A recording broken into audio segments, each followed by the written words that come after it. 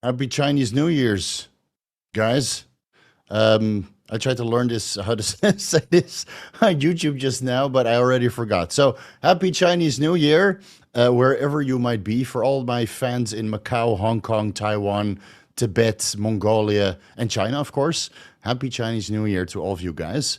Let's get started with a couple announcements. Think Big Bodybuilding Media is back on YouTube. Luckily, right? I got everything sorted. So now the best bodybuilding podcast channel is right back where it belongs on YouTube, but they're probably going to go a little bit more hardcore on Rumble and a little bit more vanilla on YouTube going forward. I won't have it any other way going forward. I'm still going to produce the hardcore content that is a little bit more based on science, which seems to circumnavigate the YouTube demands a little bit more favorably. So stay tuned for next week. A lot of evidence-based stuff dropping soon. Let's see, what else? Oh yeah, let's discuss the global drug survey, which I made a video about last Thursday, and many of you guys have already filled it out. But if you could do me a solid and just to take it some time to fill out the drug survey, it's linked down below. Then Dr. Dim Pietzkowski can have a very large sample size for good data collection regarding how nicotine is used in performance-enhancing drugs and recreational drugs, alcohol, etc. Regardless of the drug that it is, everything that's classified as a drug or recreational use of medications, that is being investigated in this drug survey. And keep in mind, Dr. Tim Pietkowski was the guy behind my mind pretty much went to mush, a qualitative exploration of Trenbolone in the performance and imaging enhancing drug community, which is what we made a video about. Trenbolone range is now science. It's all linked down below. And for the guys who've been asking about the citations from Taeian Clark, I have not received anything yet, but one of my loyal Vigorous Crew subscribers found the Halo testing study, or at least one of them. It's also linked down below. It's from 1977, titled "The Effects of Fluoxymesterone, Halotestin, Administration on Testicular Function," published in the Journal of Clinical Endocrinology and Metabolism back in the day, which shows that luteinizing hormone, follicle-stimulating hormone, at dosages of 10 to 20 milligrams per day, stay intact. Not for the time that it was investigated. I did not dive into the study myself, but at one point we'll get to what's the best dose of halotestin, and then I'm sure I'll get to reviewing all of the scientific evidence. And again, that video about, what was it called? Steroids versus fertility, they are already indexed most of the fertility studies performed on halotestin. So maybe you can get some, I probably indexed this, the one also, but I looked at the fertility, not the LH and FSH levels. So I probably got to that point also, so you can find a boatload of citations there. Okay, next week, what can we expect? I have the podcast with Dr. Adil Khan. We discussed the follistatin gene therapy and other gene therapies regarding testicular function and the healing of injuries and anti-aging and, Brian Johnson and all this good stuff. So look for that on Monday. It was a very good conversation between me and Dr. Adil. It was a lot of fun. It was a lot of fun. So hope you guys will like it. Next week, we'll have the best cutting phase cycle, which I'm sure you guys already know how that's going to go. So that'll be dropping next week. And then I have the Cardarine best dose, the non-cancerous dose of Cardarine video dropping hopefully next week. But it's a lot of scientific overlays and information, so it might take a little bit longer. If it takes a little bit longer, I'll make some, well, how do you say this? What do we call this? A low effort content. Low effort content that I can edit myself to keep the algorithm going, because the algorithm right now is on fire. I'm gaining 4,200 new subscribers every month. So if I hit the 5,000 subscribers mark per month, then I might just make it to 200,000 subs by the end of the year. So I'm relying on you to do your due diligence sharing and liking and commenting, so I can blow this channel up double to where we started this year at. All right. Is that about it? I think those are the all the announcements. Yeah, so we know what to do next week. Okay, let's get started with the questions. And pardon my new, freshly old shirts, because the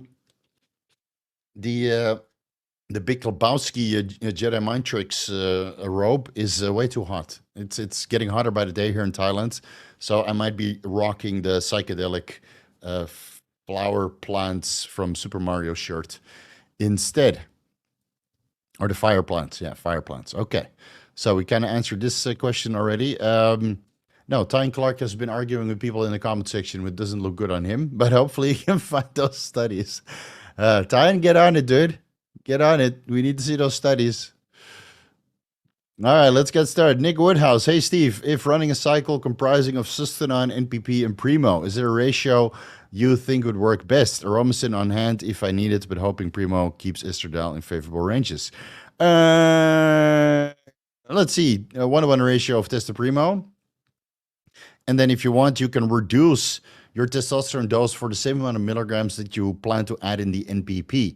So let's say you want to do 500 Sustanon and 500 Primo, and you want to add in 100 milligrams NPP for joint lubrication, then you run 400 tests instead, right? Or if you want to run 200 Primo, then you do 300 tests, 200 NPP, then you run 300 tests, 500 Primo, and 200 NPP. But so you have a 1-to-1 ratio of aromatizable compounds to primobolan, which inhibits the conversion of testosterone into estradiol. And that should give you favorable estradiol levels, assuming that you have, average body fat of, let's say, 10 to 12%, right? But blood work will ultimately determine this for you, because I know Nick is pretty lean. So you might be able to run 500 Sustanon, 200 NPP, and 500 Primo, simply because you're lean and you train hard and you look good. And I don't think you need aromacin in that context. But you know where to do blood work? Bria Labs, Blood Prow, Soy 110. Nick also lives in Thailand. I haven't seen you in a while, so I hope you're doing well.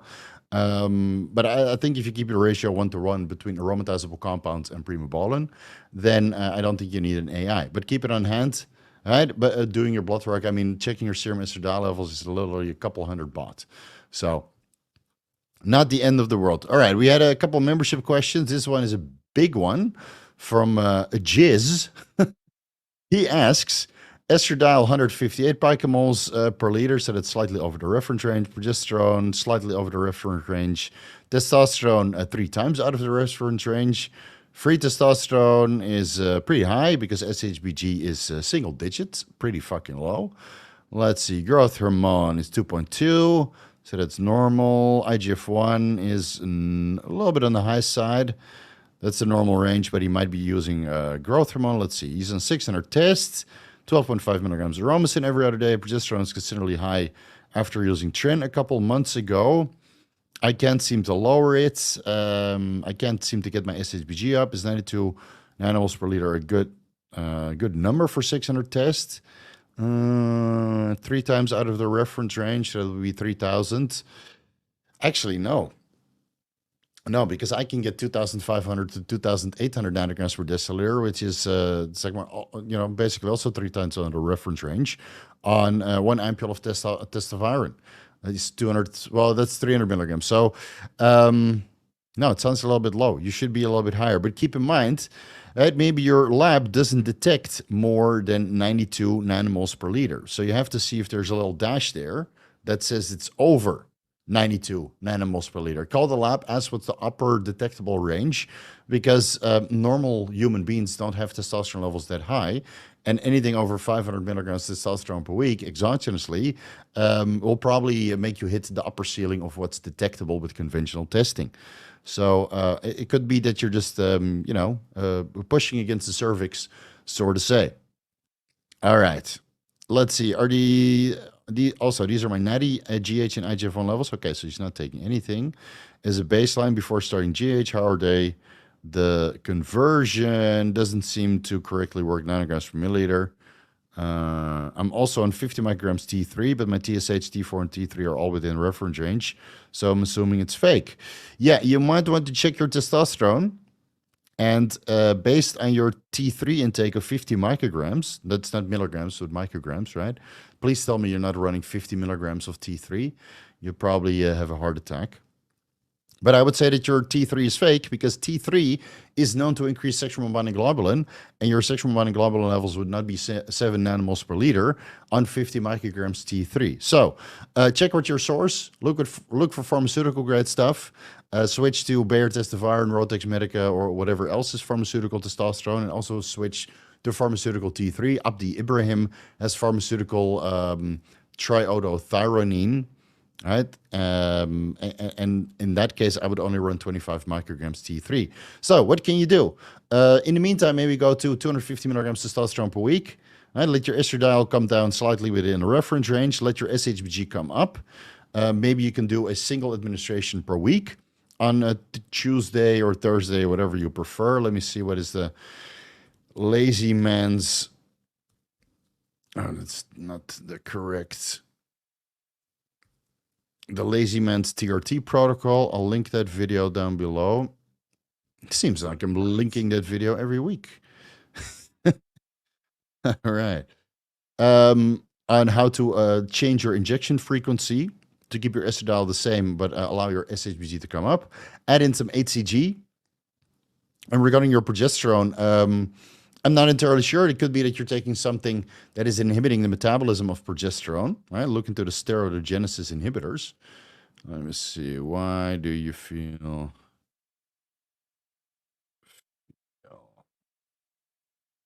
There we go. This video, I'll link it down below. Because I don't think that there's any Tren or Trenbolone metabolites still in your system that would falsely elevate progesterone levels. So you might be taking something that elevates your progesterone, or you're taking something that you didn't mention in this entire stack, like high-dose pregnenolone, for example, which could also elevate your progesterone levels. So look at the HCG, look at the lowering your testosterone levels, look into changing your administration frequency to once per week to keep your estradiol levels favorable, allowing your SHBG levels to come up. And you don't have this constant influx of androgens with once per week administration. Again, check your blood levels 4 weeks into that, changing that protocol because your serum estradiol levels might be too high. And then start sourcing some proper T3 because your T3 is clearly fake. All right, so... that's our suggestions. Let's continue. Sovan Rostiang. Hey, Steve, if long esters of testosterone have less side effects, what do you think about undecanoate instead of decanoate? 2 injections per week. I mean, I'm sure it will work, but you get less milligrams of testosterone compared to the, enanthate or cypionate or propionate esters. So you might have to dose a little bit higher to, overcome that lack of net testosterone. But honestly, dude, I think all esters are fine. You just have to figure out which esters work for you based on your individual carboxyl esterase activity, your individual tendency for lipase activity where you inject, whether that's intramuscular or subcutaneous. So just experiment and see which ester you like, and then you have to do the cost to benefit ratio. Like maybe you really like enanthate, but it's twice the price of cypionate, for example, and you don't have the money, go with cypionate instead. Right? Look into all aspects, but this is, the half-lives are almost identical or very, very similar. So I would say either or, go with the cheapest option. Hey, Steve, does HCG powder need to be refrigerated? Can it be transported unrefrigerated? Of course, once mixed with bacteriostatic water, it's always refrigerated. Okay, so if you order HCG online, now obviously it comes in the mail and it undergoes a couple temperature fluctuations, right? From wherever it's coming from, it goes into the plane or package. It might change different climates. So yeah, ideally you don't have too many temperature fluctuations before you put it in the fridge, but I would prefer to keep it in the fridge simply to keep the temperature stable, which allows it to, stay stable. Right? Doesn't denature, doesn't degrade. But if you, let's say you're in Thailand and you put it outside and you let it, outside of the cupboard, and then it gets hot during the night, and then during the day you turn the air conditioning off, and you go through like 60 of these cycles from hot to cold, hot to cold, hot to cold, until you reconstitute it and you put it in the fridge, then maybe part of the HCG, amino acid structure is already denatured, and now for every 500 IUs that you inject, maybe you get 200 IUs, right? Just as an example. So just play it safe, put it in the fridge, and they keep it there until you're ready to use it. And then after reconstitution, you also keep it there until your vial is empty, and you toss everything in the trash. Octavian, did I miss one? No, right? Okay. Octavian, all my blood work is okay, from LH to FSH to SHBG, including neurosteroids, testicular function, also except my cholesterol, which is above reference range. And my free testosterone is also at the bottom of the reference range, where your SHBG is quite high. And if I go on a caloric deficit, I'm straight up hypogonadal and feel like shit. I did only Nolvadex PCT like 6 years ago, and it seems it didn't fully recover. Any advice? No, so you might still remember what steroids felt like, and you feel like you didn't recover. But if everything is okay, your LH or FSH, everything's in range, then you did recover. But maybe your perception of what the recovery felt like, you can't remember, and now you feel androgen deficient. And of course, if you're going a caloric deficit, your SHBG goes up and your testosterone levels might come down, then thus your free testosterone levels are even lower. But you're older, life is harder, you're doing, I don't think 30 days in Clomid, zinc, vitamin D3, magnesium, vitamin E is going to do anything. Right? If you don't feel the androgens that you have, maybe it's just time to go back on TRT again. But I have a boatload of videos about things you need to consider before TRT, right? Maybe stay in a caloric surplus for like 3 months, see if that improves it with all of the over-the-counter supplements known to improve testicular function. And if that still doesn't get the job done and you still feel like ass, maybe try HCG monotherapy. Maybe try Enclomiphene monotherapy, right?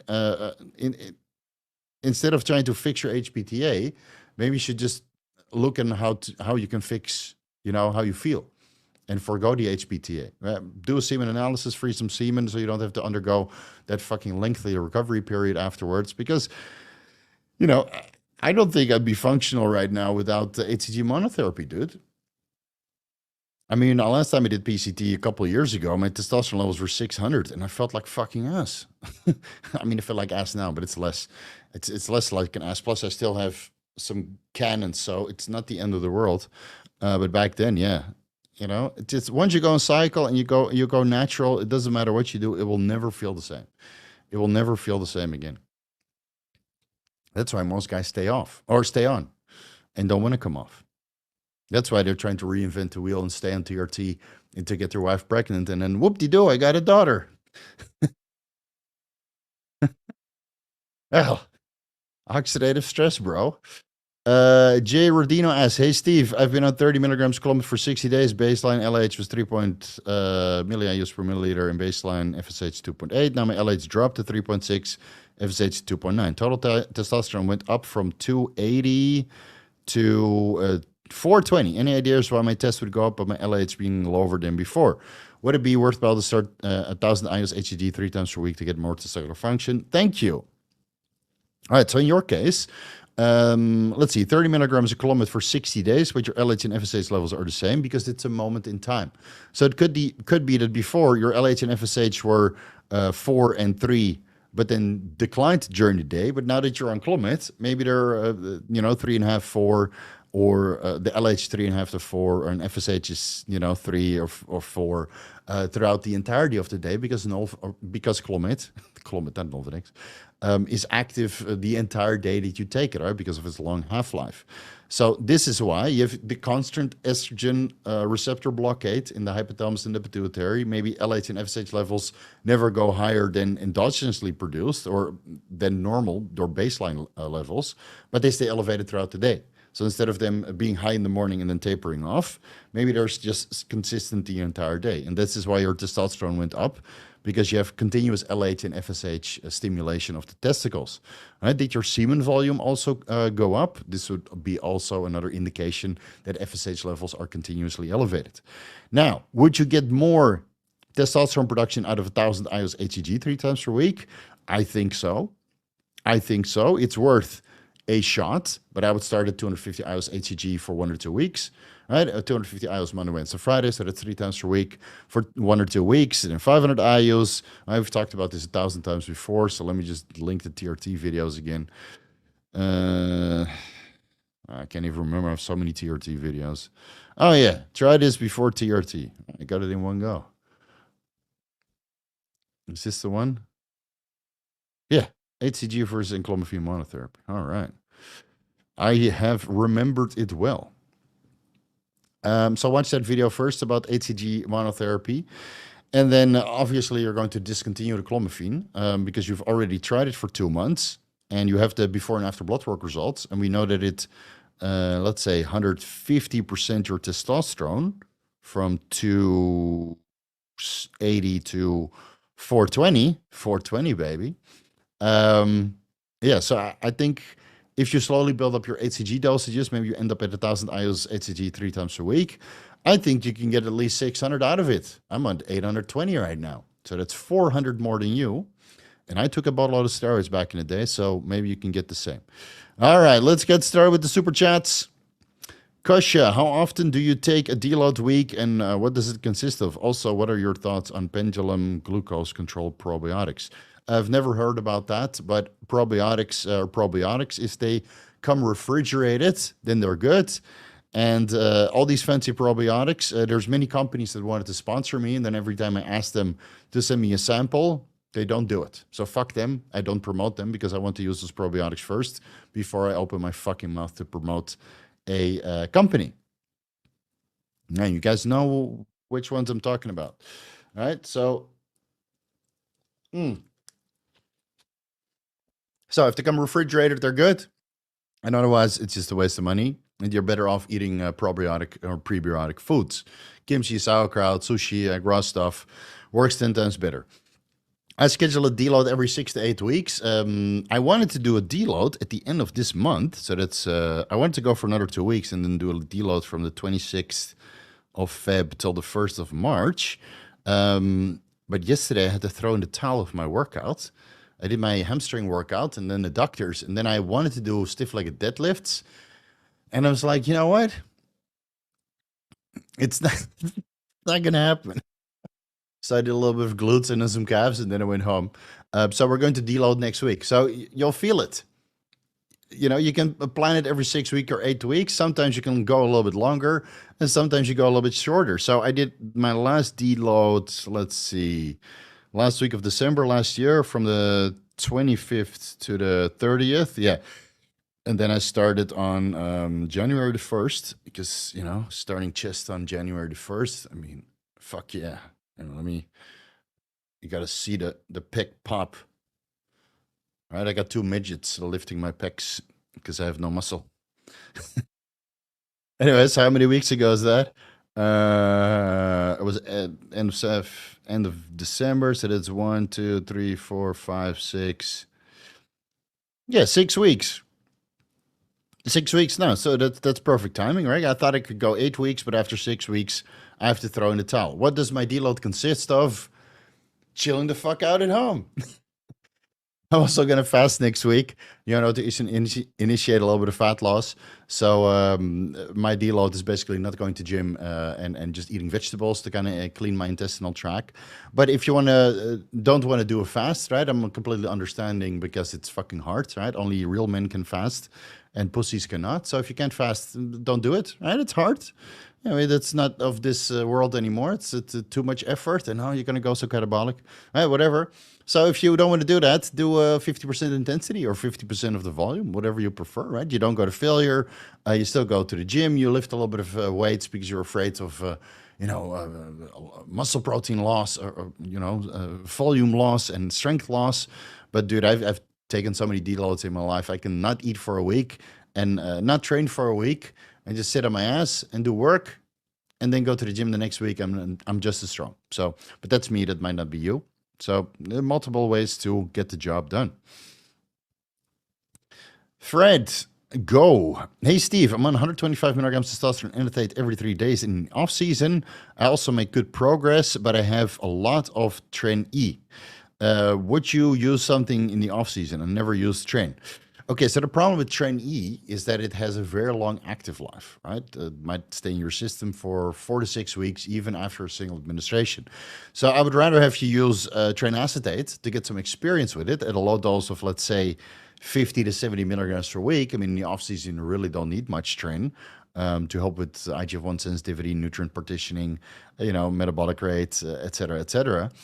And of course, you could run Tren E at 50 to 70 milligrams also, but if you have adverse effects, then it will take a couple of weeks before it's out of your system.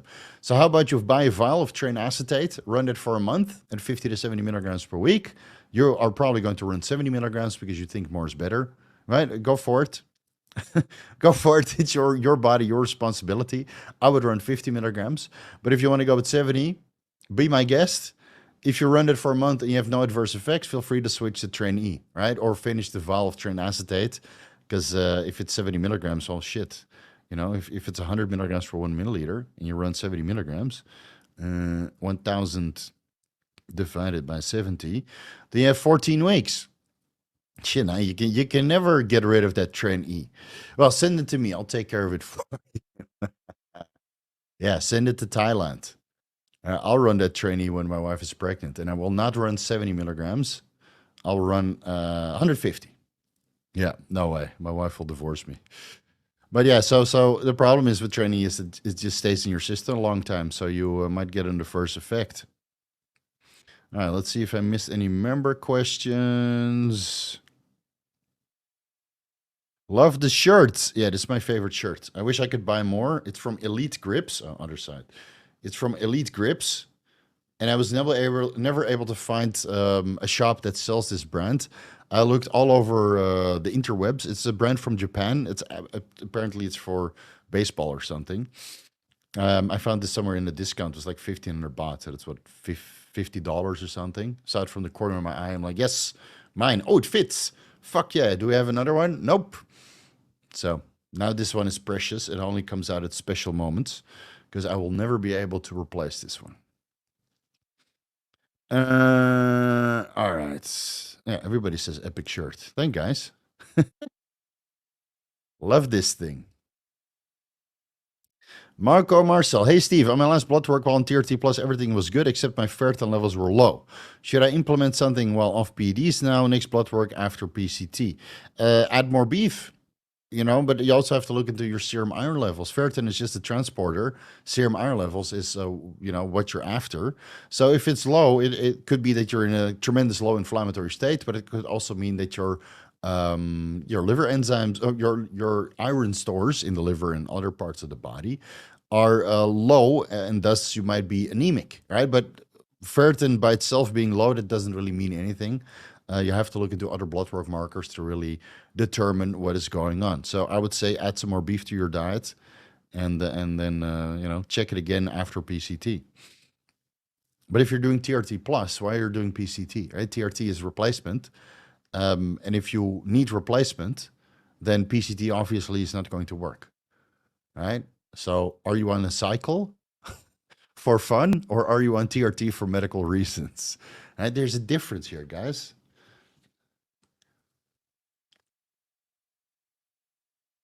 All right. Bonzi. Hey, coach, how can one go about reducing blood potassium levels if they suspect hyperkalemia from blood pressure meds, and high veggie intake? Will sweating a lot, high water intake, reducing veggies work? Add some more carbohydrates to your diet, and then magically watch your serum potassium levels go down. Right? Because you need potassium to store carbohydrates in skeletal muscle, and it could be that you're flat. And hyperkalemia is reasonably rare unless you start combining nebivolol and telmisartan and high potassium intake from vegetables or potassium salts. Then it can occur, right? But a lot of bodybuilders do that. They have high potassium intake because they have high carbohydrate intake, and then they combine all these blood pressure medications, right? ARBs and beta blockers, and thus they are hyperkalemic. And also because they might sweat a lot, right? I sweat a boatload of fluids every single time I go to the gym, and I drink a lot of water and I supplement with a lot of sodium. But these things are possible. So maybe the next week you increase your carbohydrate intake to take care of the potassium in your blood. Just sweating a lot will mostly make you lose sodium, which actually worsens the balance between potassium and sodium. And then, of course, high water intake and reducing veggie intake will work also. All right, so keep that in mind, and otherwise reduce your blood pressure medication if that's possible, because stable magnesium, calcium, potassium, phosphorus, and sodium intake regulates blood pressure very, very, very well. And all this prophylactic use of telmisartan, if you're making dosing gear, I get it, but most guys are not making dosing gear, and it's not really required.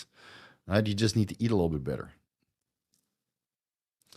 Joshua Robinson's greetings. I'm Natty, 28 years old. What are you doing here? Are you lost? What's going on? No, I'm joking. Recently got a full panel to see if it's time to start PEDs. All right, now we're talking. I'm well enough, except my LP little a, lipoprotein little a is over 200. Any advice? Is this a sign to remain natural? So I think that lipoprotein little a, from what I remember, actually goes down when you go on exogenous testosterone. Let me confirm that with a very quick Google search to confirm.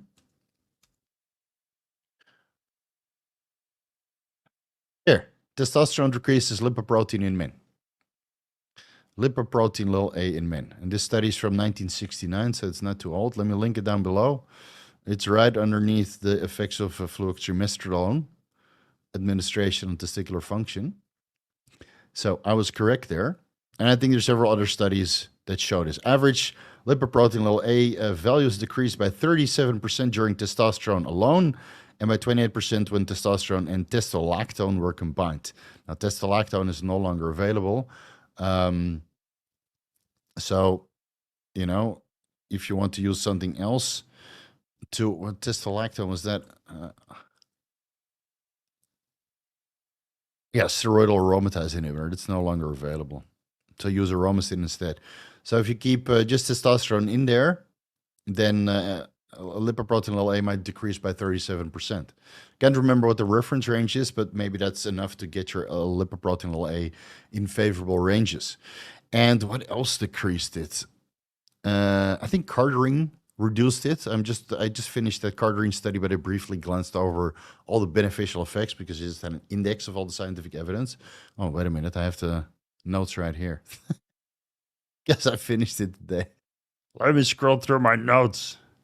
All right. Cardarine improves serum lipid parameters, raises LDL, ApoA A2, and lipoprotein A1 to A2 ratio. Okay, so that might improve the ratio, but not lower it. All right, testosterone for sure. And otherwise, if you're not sure, type in, lipoprotein little a and methods to reduce it with ChatGPT. Do you want me to do that for you? God, I have to. No, it's not.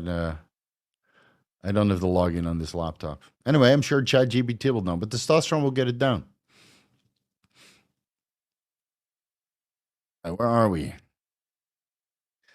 Matteo. Hey, coach, can I take Superdrol and Clen sublingually? Yes, you can. But Clen, the problem is if you take a high dose sublingually, then it will act acutely and your heart rate will literally shoot to the moon. So I would be for 20 micrograms administrations in between meals, which slows the absorption somewhat. So instead of having all this Clen in your system right away, it takes maybe 30 minutes to absorb the full 20 microgram dose.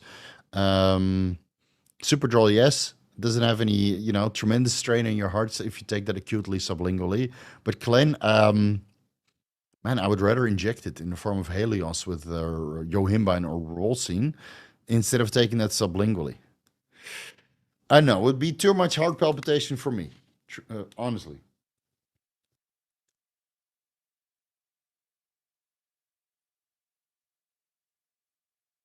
SNC Nutrition. Is there a big difference in using testosterone cypionate versus testosterone enanthate? Less water retention, more water retention, and difference between how they make you feel. You clearly didn't watch the ester video. So let me link it for you down below. And if you inject these compounds every single day, then it doesn't fucking matter. It really doesn't fucking matter, dude. Testosterone cypionate and enanthate are pretty similar when it comes to active pharmaceutical ingredients. When the cypionate and enanthate have been metabolized and you're left with net testosterone, it kind of depends on the oil that it's suspended in. I mean, testosterone cypionate is usually in cottonseed oil or sesame oil, and enanthate might be in castor oil, grapeseed oil, or cottonseed oil, right? So it highly depends on the product and the oil, which also have an influence on the half-life. But if you go with daily subcutaneous microadministrations and the milligram dose of test cyp versus test enanthate is exactly the same, I don't think it's going to make a fucking difference.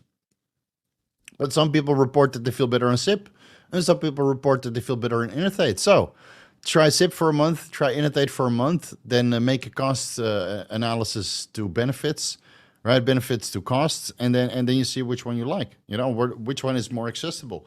If you're living in the United States and they prescribe testosterone cypionate, go with SIP. And if you live in Germany and they prescribe testosterone enanthate, go with enanthate. It's not rocket science. What matters is that you get testosterone in your system, and also take some testosterone from me. Yeah, because I've been off testosterone for a very long time. So take, when in doubt, take both SIP and enanthate.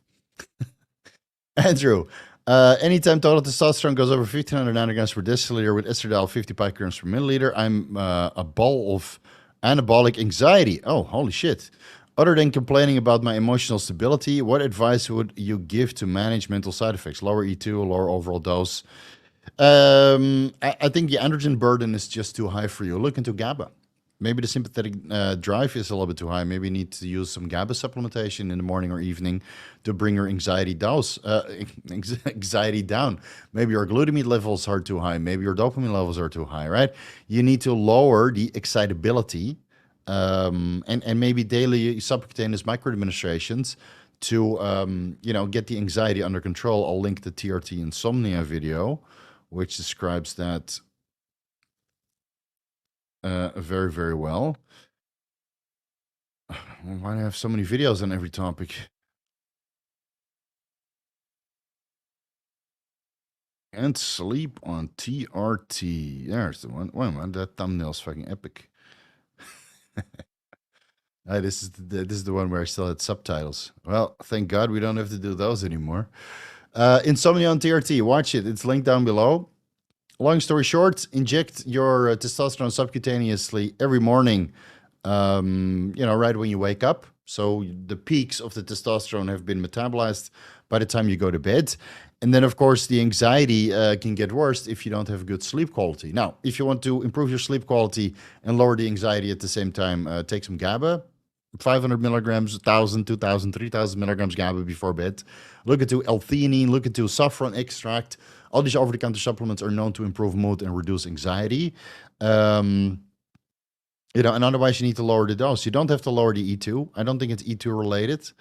Maybe your progesterone levels are very, very low, and that's why you don't have so much GABAergic signaling, right? Maybe instead of bring your E2 down, maybe you have to look at the DHEA and pregnenolone, which I mentioned a million times before on why DHEA and pregnenolone is so beneficial when it comes to emotional stability and reduction of anxiety and overall sense of well-being. And if the DHEA and pregnenolone increase your testosterone levels, then bring your exogenous testosterone levels down by a third. So whatever you're using, let's say you're using 200 milligrams per week and you get 1,500 nanograms per deciliter as an example. Maybe you go to 150 milligrams testosterone per week or 125, bring your total test and estradiol levels down. I think this ratio is totally fine. And then supplement with 25 milligrams DHEA, 10, 12 and a half milligrams pregnenolone to see if that gets your anxiety under control after doing daily microadministrations and using some GABA before bed. Right? And otherwise, a high dose of progesterone, 50 to 100 milligrams per day, we'll be able to reduce your anxiety and kind of put you in a good mellow mood as well. So, and otherwise you have to look into what is the underlying cause of these mental effects, because, maybe your blood pressure is high, maybe you feel insecure, maybe, there's a multitude of different things that can cause anxiety. So, this would be my first line of advice, and then you have to look into seeing if that works or not.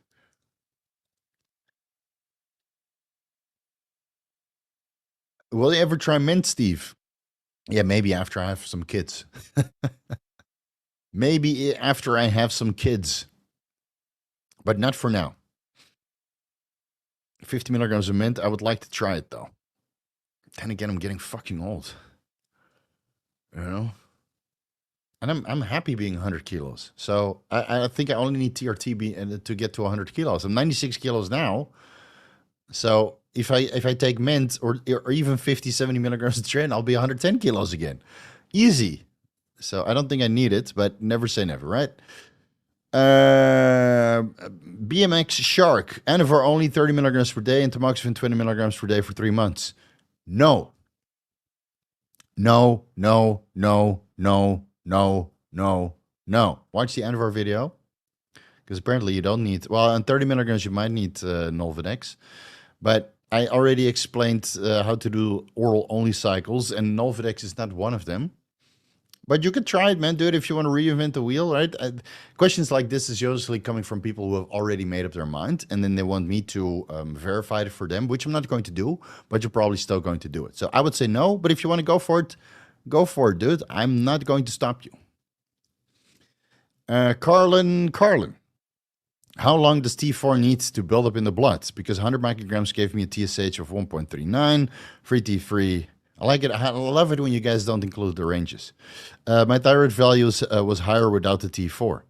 Okay, so thyroid is a moment in time. It's a moment in time. How long does it need to build up in the blood? I would say 2 days. That's it.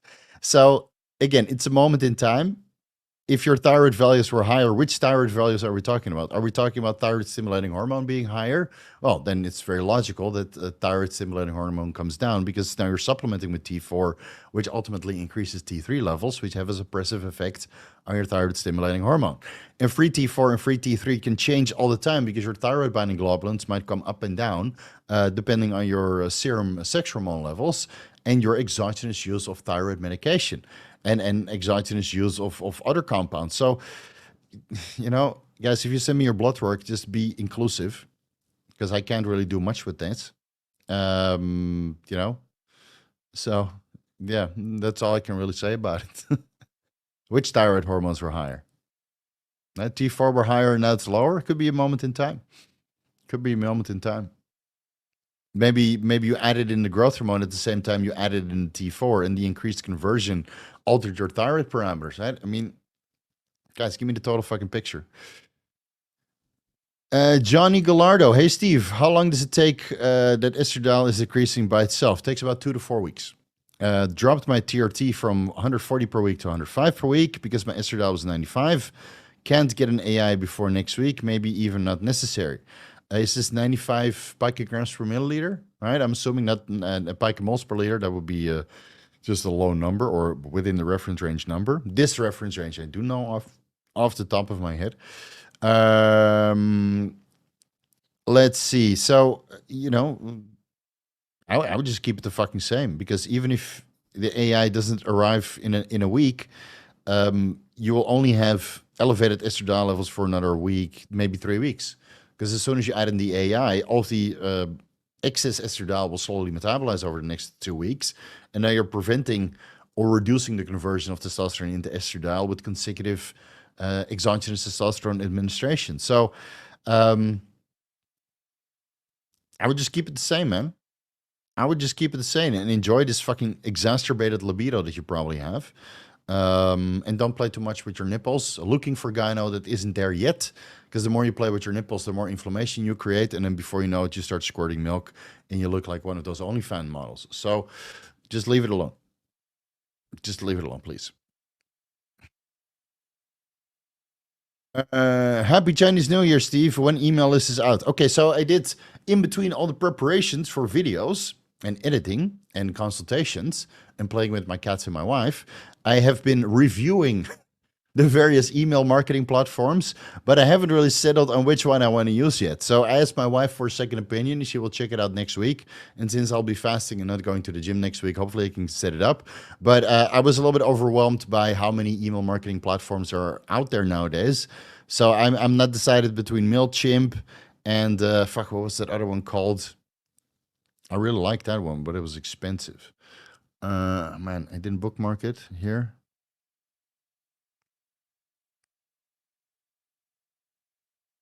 I thought I bookmarked this site. Anyway, there was another one that I liked. It was very automated. So I just have to see what I want. Because, you guys know I'm not a hard seller. So I just need something to inform you guys about occasional deals. And just give me another week to set it up. All right, I've been so busy with videos, but we'll set it up. And then, certain source lists and discount codes might make a reappearance. Yeah, I did realize that I already have like 15,000 email addresses, so that's pretty cool. Yeah, exported from WooCommerce and Stripe. Just going through my Gmail. Almost 15,000 emails. So that's a good start. You guys see what happened to Bitcoin? Yeah. I could also just do Bitcoin. Fuck the mailing list. Not waste time on that. No, but I will get it done for you guys. Yo, Steve, I recommend telling people about I recommend telling people about mirtazipine's cholesterol side effects. Killed my lipids pretty badly. Awesome sleep though. Trazodone is the best. Yeah, I mean, I think I mentioned some of these in this sleep deep dive as options, but of course, I can't do it. I can't list off all the potential side effects of all the medications that I discussed, because those deep dives are mostly just to discuss options. Then I expect you guys to do further research. Because unfortunately, if I make a dedicated video about trazodone, no views. If it's about Anavar, fuck yeah, everybody loves it. If it's about testosterone, hell yeah, 70,000 views in a couple weeks. But mirtazapines or trazodone, nobody will care. So I'd have to mix that into certain videos. And then, of course, in the context of that video, trying to keep it algorithm friendly and, keep up with the attention deficit disorder that is, rampant amongst the audience sometimes. Not all relevant information can be presented, unfortunately. So, yeah, there could be negative side effects of all medications. And that's why before you take anything, please do research. But again, terrible lipids will restore themselves quite fast if you discontinue the medication. And I hope I provided enough information in the Deep Sleep Deep Dive video series that you don't have to take mirtazapines or trazodone, right? All right, next one. But coach, is it normal that my free T is 4.7 picomoles per milliliter when I try to diet? When the bottom of the reference range is 5 picograms per milliliter, I've been 4 months in a caloric surplus, and it hovers around 6.7 picograms per milliliter. Okay, so if you're dieting, your SHBG will go up. It's just a chronic side effect. So I think in your case, if you tried everything already, and instead of throwing the kitchen sink with Clomid at it, which will certainly increase your SHBG levels, it might just be time for you to get back on TRT. Just have things easy. Right? Do a semen analysis, freeze some semen, and then go back on TRT. You will get some immediate relief. Immediate.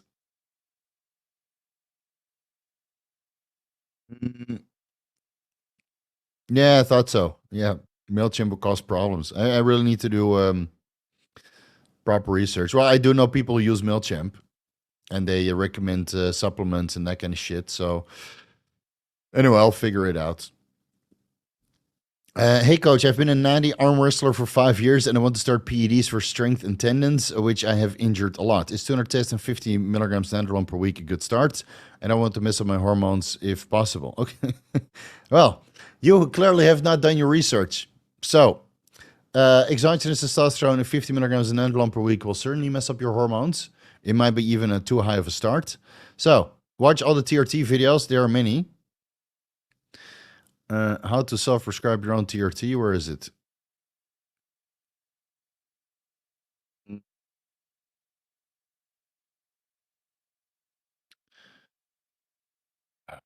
I have too many videos and I forgot the title. I mean, maybe look at the BBC 157, buddy, before you start hormonizing. Can't even find my own TRT videos. Replacement.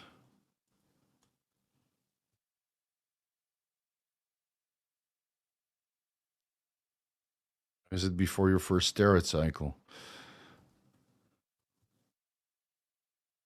Man.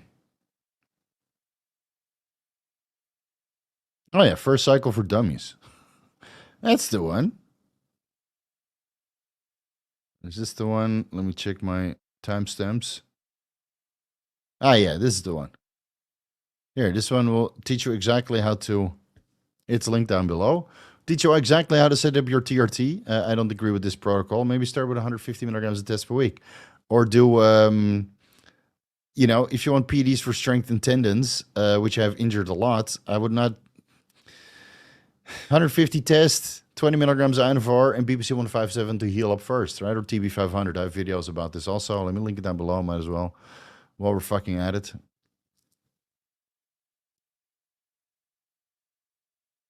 And the BBC One video was a good video, but it didn't get as many views as I wanted to.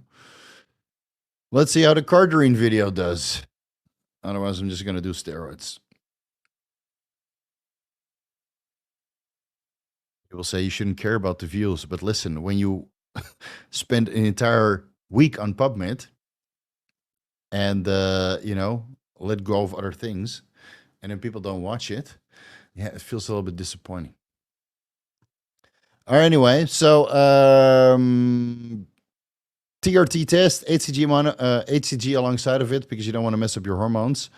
And if you really don't want to mess up your hormones and keep your HPTA intact, then TB 500, BBC 157, and growth hormone, and collagen, and progesterone, and ecdysterone. That's about it. So eventually, you're going to have to make a choice. Bitcoin pumped because of the Putin interview. Really, did it? I thought it was just because. Let me see. Where are we now? Well, it's probably the same. 37. Or 40, 47, sorry. I thought it was because BlackRock was just finished selling. Anyway, you never know. Let's see. Maybe we get a hardcore rejection again at 48,000, and then we'll go down again until a little bit before the Bitcoin halving. You never know, man. That's why Bitcoin is so much fun. It's like a roller coaster. You don't even have to go to Universal Studios. All you have to do is get on the ride of Bitcoin. And you'll go up and down and up and down, and it'll be like, extreme highs and lows, just like the old school Marvel movies, not the new ones, the old ones. Yeah.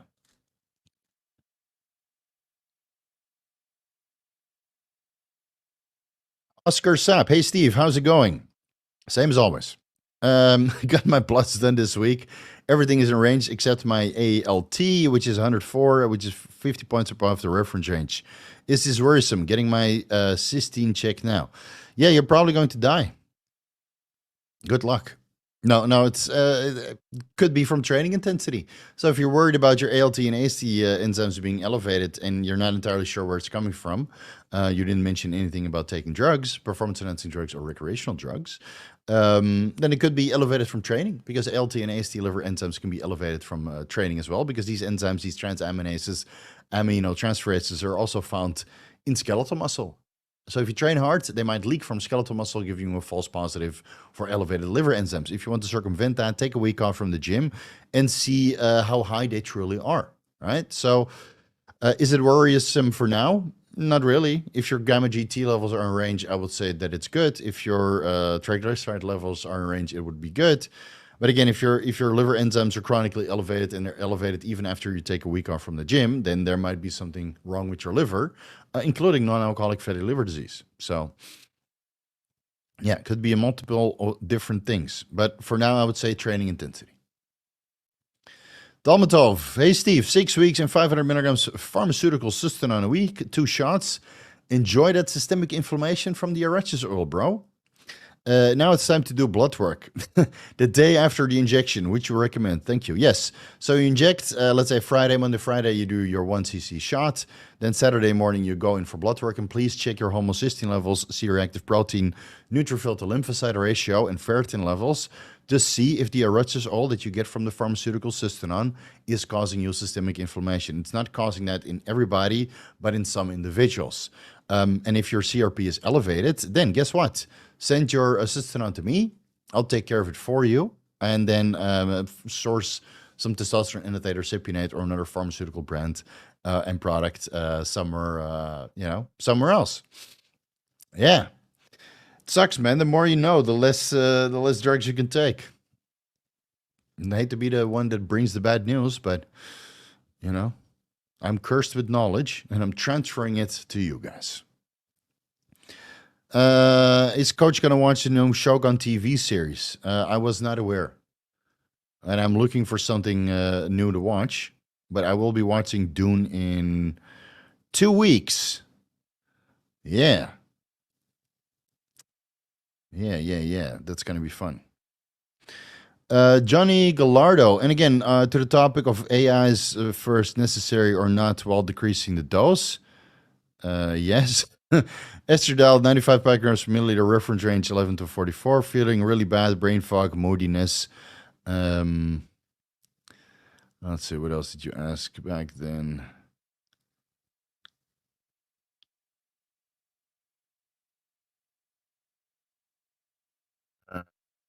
Okay, so that might be related to estradiol, but then again, the problem is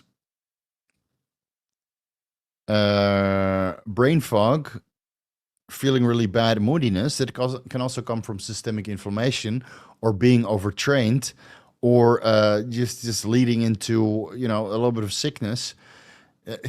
It's guys, it's not always related to your hormone levels, right? Feel free to drop your testosterone dose down to 105 milligrams per week, and then let your estradiol levels metabolize, throw in the aromatase inhibitor, keep the dose exactly the same, check your serum estradiol levels and total testosterone levels maybe 2 weeks, 4 weeks into this dose adjustment, see where your levels end up, and hopefully by the time you feel better, you'll have less brain fog and less moodiness. But all these side effects can be multifactorial, and I understand that a lot of you guys don't have the experience with your own body. But dude, even I fucked it up a couple weeks ago, where I felt off, I felt bad, I didn't know what the cause was.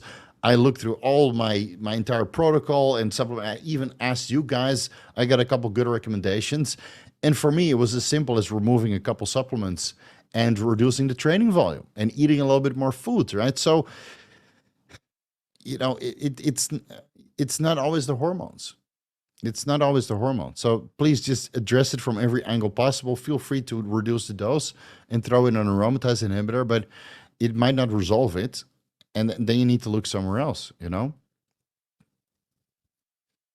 Jason Klein, hey Steve, while on 150 milligrams testosterone cypionate, working on diet, I'm still at high body fat, 35%. Bro, get that under control. Can aromatase help estradiol levels in someone with higher body fat, or does fat negate its effects?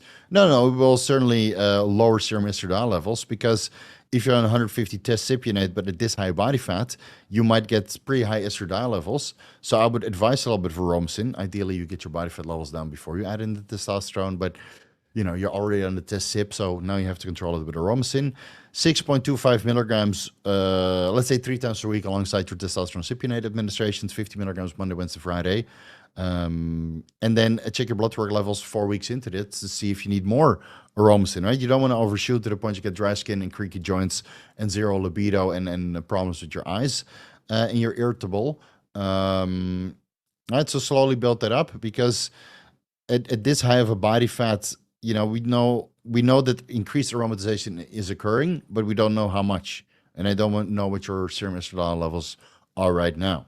So 6.25 milligrams aromatase 3 times a week alongside your testosterone administrations, blood work before you increase the dose.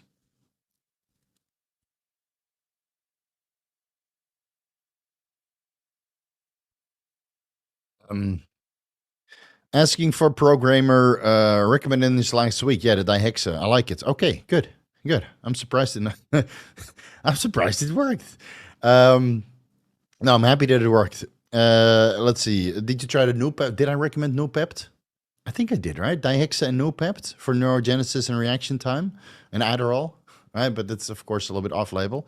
Anything else you would mind for mind-muscle connection learning, accelerated learning for movements?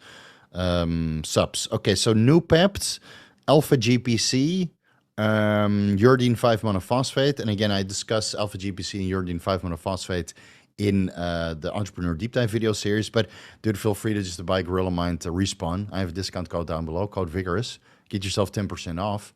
And that basically contains almost the ideal ratio of particular nootropics, which I would use for learning and shortened reaction time and improved gaming, which I haven't gamed in a very long time because I'm old and I'm busy and I have responsibilities. Yeah. Sucks. Thank God I already finished that previous Zelda game, so now I'm good for the next 5 years. I don't have to play any games. Unless my kid wants to play some video games, and then I might have to buy some 12th hand Nintendo 64 and start playing The Legend of Zelda all over again. Hell yeah. Second childhood, baby. Anyway, I have to wait for some good news first. So, Dihexa, Nupept, Adderall, Alpha GPC, Uridine 500 phosphate, and I mean, would tesofensine help with that? I mean, it's a selective serotonin, norepinephrine, and dopamine reuptake inhibitor. So technically it would work. I would not combine it with Dihexa though. Yeah, look into that. Look into that. I remember I ran it a couple times for appetite suppression, but I felt euphoric as fuck while running that. Dolmatov. All right. Thanks for the answer. Yeah, I would say the same, but the doc got me a little bit spooked because he said AST was quite higher than AST, so it couldn't be muscle damage. I don't drink alcohol, no orals. Usually ALT is higher than AST because AST seems to be more drug related. So again, take a week off, see what happens. But dude, a liver enzymes of 100, that's it's cute. It's nothing I would be acutely worried about unless it's 100 for months to a year in duration. And then other metabolic markers are fucked as well. And again, it could be related to training, dude. Could be related to training. Because if you really have liver injuries from hepatitis, your liver enzymes would be like 500 to 1200. Yeah, that's some serious liver injury, right? 100 on your ALT is training. I'm very, very sure. Hardly recommend the Shooter series. They said they killed it off. Sad they killed it off. It had some balls. Awesome spin on the original Shooter movie. Shooter. I don't think I watched that either. Shrek. What's up, bro? What's up, Shrek? Yeah. Hey, Steve, 24-year-old Natty. What? I thought Shrek was way older. 500 IUs HCG 3 times per week plus 20 milligrams Anavar pre-workout 6 days a week. Not Natty. Not planning on lifelong PED use. Is test PCT better?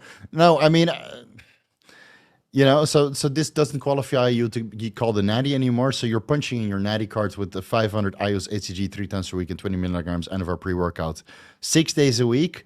But I'm not against it. Right? At least you're sustained the testicular function. At least your testosterone and estradiol levels are sustained.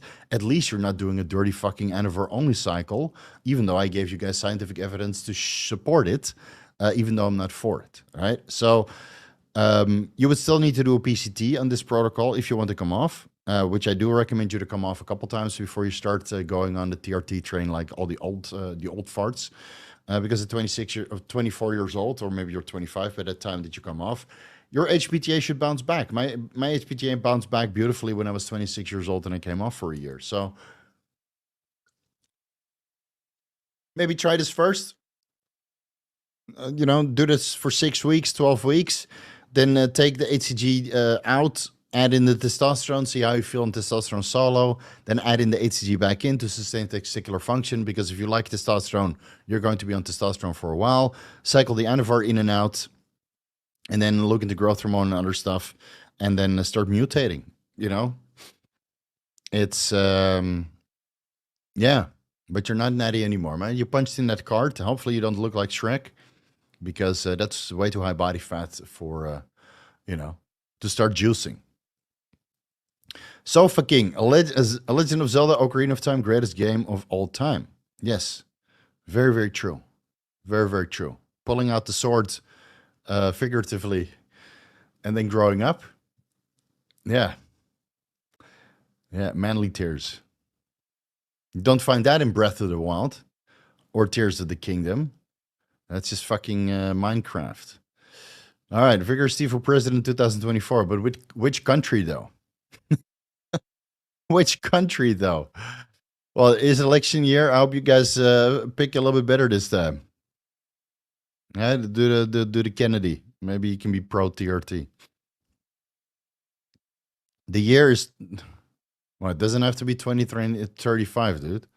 The year is 2035, and the coach is a crypto millionaire. What does he do? Well, so $1 million is not enough. 1 million is not enough. You can't retire with that. You can invest, but based on assets, and how slow they roll and how sometimes the markets pull back. Even with $1 million to invest, it's not enough to live off the assets. So you still have to work. Now, if you have 20 million, it could be, for investment purposes, it could be a little bit better. But 50 million is the cutoff where you can say fuck you. So until I have 50 million, I'm just going to keep working. It will be at lower capacity by the time I have kids. But my exit number is 50 million, which I'm not at yet. And then I know. Let's see. Let's see. Maybe I wipe myself from the internet. Maybe not. I really don't know. It might take a while before I'm there. So I'll have to decide. But 50 million is my exit. And then I'm just, I don't know what I'll do. I don't know. I'll just be full-time daddy. Not play daddy for the Vigorous crew. Adopt me. No. No, bro. All right, next one. Okay, thanks. Appreciate it a lot. Gonna make some food now, watch some Netflix, have a good stream. Don't forget to like on your way out.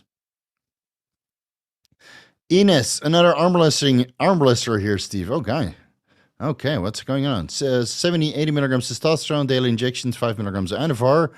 Bro's doing the super low dose cycle. I don't tolerate tests very well, so I'm adding in 40 to 50 milligrams of nandrolone. Is there anything else I could add for strength? Well, 40 to 50 milligrams of nandrolone is not that much of a difference, but feel free to start there and then slowly build your dosages up. I'm not against that. Add for strength. I mean, you can increase the Anavar. You can add in the halotestin before a contest, before a match. I mean, that will make you strong as shit. So does Superdrol. But halotestin will make you more aggressive. And when you're, eye to eye with your arms here, then of course you will look your, arm wrestling opponent dead in the eye and probably think about murdering him, which is the exact mindset that you need to beat competitions. So I would keep it here. I'd maybe increase the Anavar dose depending on your nandrolone tolerance, and then consider halotestin at the end before a meet, and then try to optimize your central nervous system with either stimulants or alpha GPC, right, for choline, which is good for the central nervous system. All right, did we get through all the super chats? Let me see if I missed anything. Not so many people this week. 160. Last week we had 100 or 220. It's probably because the other 100 people that are usually here are celebrating Chinese New Year. Duh. Lighting fireworks, slamming all those hotties in the beautiful Chinese New Year dresses. I mean, I get it. I get it. I saw a lot of the pictures come by on Instagram today, and I might have allegedly bought one of those outfits for my wife.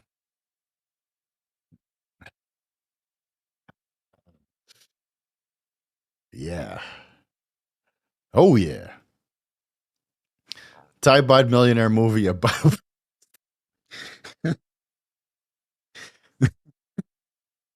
Fuck you, dude. For the guys who don't know, to become a Thai bot billionaire, billionaire, not millionaire. To become a Thai bot billionaire, let's see, 1 divided by 35 and a half. Oh, fuck, you need 28. Oh, fuck.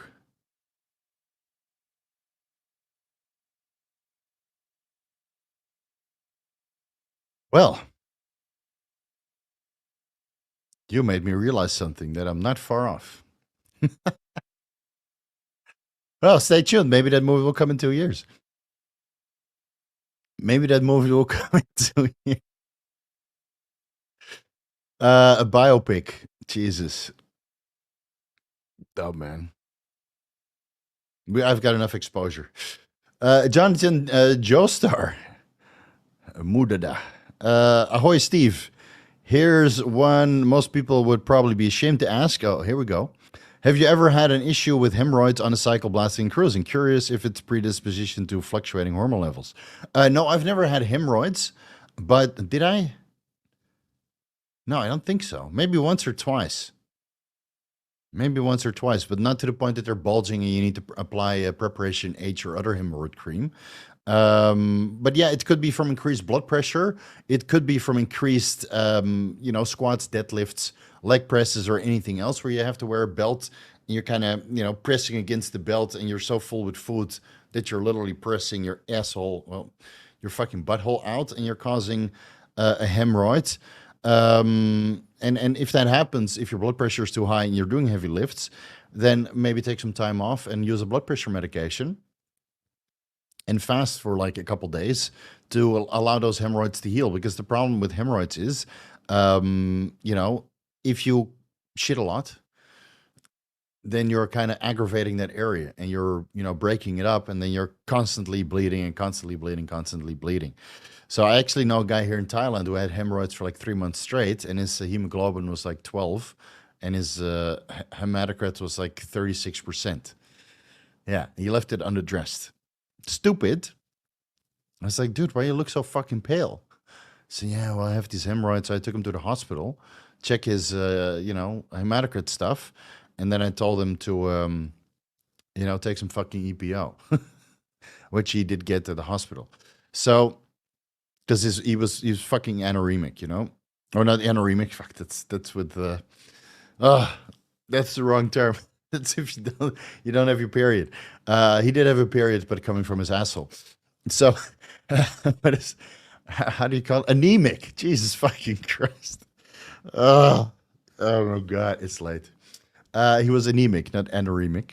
So don't leave it unaddressed. Fix it as soon as possible because you can lose a significant amount of blood this way. And no, hemorrhoids is not a valid way as a therapeutic blood donation. Before anybody asks.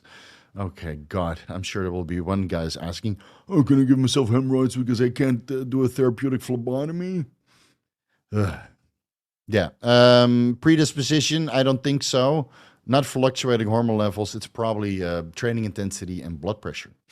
So look into those first. GT.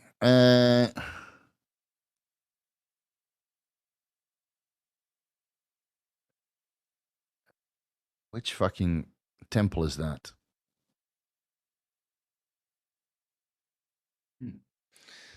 Oh, that picture is too small for me to recognize. Okay, never mind.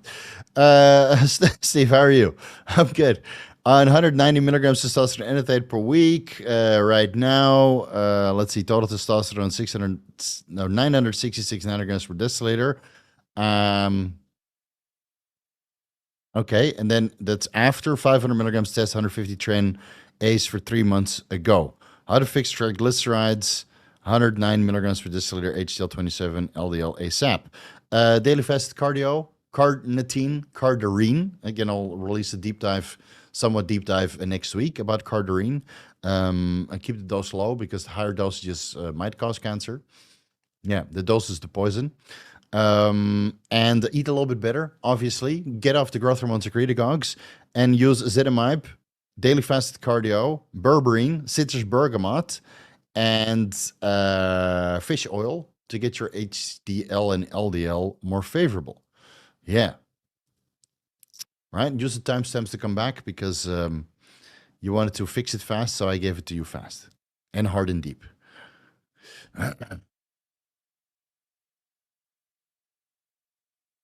Iron Grid needs to check on his soup. What kind of soup? I would probably die inside if I let it overcook. But back in 20 to 30 minutes. That's code for I'm brewing a rib mix. Testosterone propionate, trembolone acetate, and Masteron propionate. That's his soup. Right? 3 different steroids with esters, and he's blending it. So he can't let it overcook, man, because otherwise that rib mix is not good anymore.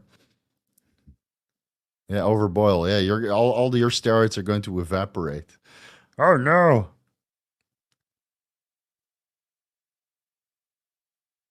Antonio, my knee, bicep femoris, and ankle peroneal tendon shift snaps you to 20 years of basketball at a high level. Do you think surgery or can it be healed with peptides and HGH and test?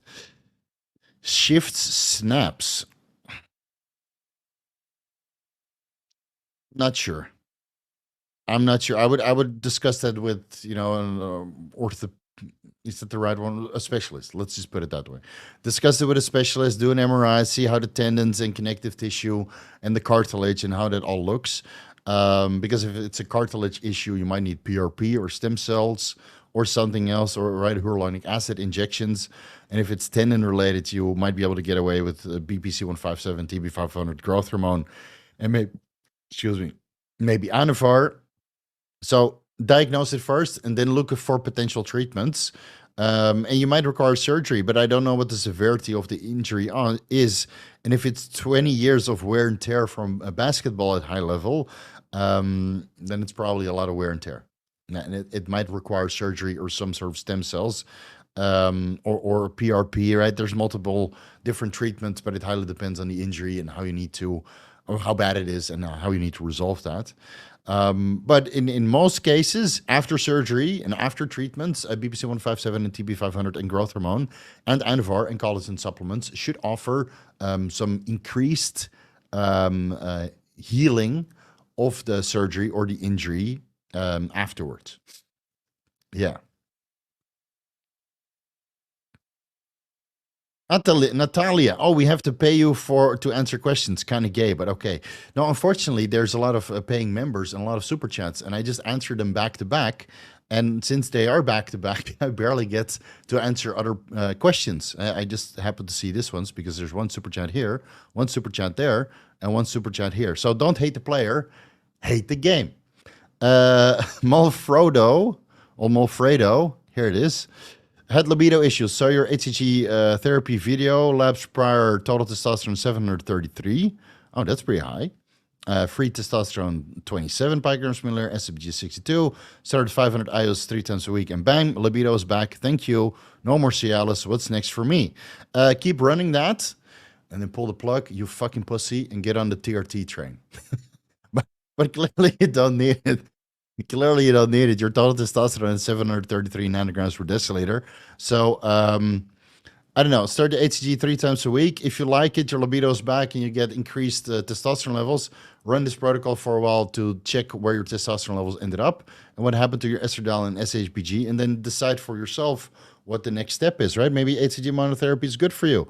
Maybe HCG monotherapy and Cialis is better for you, plus Semax, plus oxytocin, and then... well, I hope you're young, and I hope you have the disposable income to take care with all the OnlyFans and the Tinder swipes, because yeah, it's too much libido for one single girlfriend. I will tell you that. But it's up to you, man. It's up to you. I don't think you need TRT medically because your testosterone levels were that high. But if you want to experiment with testosterone and call it a cycle with HCG to sustain testicular function and add in some Anavar or something else, be my guest, man. Welcome to the club. Let's see. Vivi, can't wait for the movie premiere on Central World. There's clearly some people here living in Thailand. Vivi, I know you. Are you hanging out at my gym? Central World Plaza is the biggest shopping mall where the famous Cheesecake Factory is. So you see, Natalia, that's the three super chats. And guess what? Here's a member, Octavian. Isn't Snap a German drink? Yes, it is. And another question from a member, Octavian. Are you going to let the dragon out? Who says I didn't do that already, right? My wife's already went to bed, and I'm not going to send her off to bed unhappy. And another super chat, Natalia. Paparazzo, hey, best coach out there. How long would you recommend to use Bamer Primo when it has expired? Would be heartbroken to throw it away. No, you don't have to throw it away. You can send it to me. No, but it's still good, man. If you keep it in your steroid drawer and it's the same temperature and it's dark and it's quiet and there's no obnoxious music playing, or the news is not playing, right? CNN. Don't play CNN or Fox News to your steroid drawer, right? That will make surely everything will expire. Right? It will be a death sentence for all your performance-enhancing drugs. So if it's quiet, it's dark and stable temperature, and you kept it in there, and it's expired 6 years, inject 0.1 milliliter sub-Q. You probably get no adverse reactions, and then you accidentally proceed to the full ampule every single day for, the Bayer Testosterone, Bayer Rimabolin amps are overfilled, so you get 125 milligrams times 7, 875 milligrams Primo per week. And if you got those on a discount before all the sources fucked us with $16, $18, $26, $35 Bayer Rimobolan, if you got it for a much better deal back then, do not ever fucking throw that away. Just use it. Just fucking use it.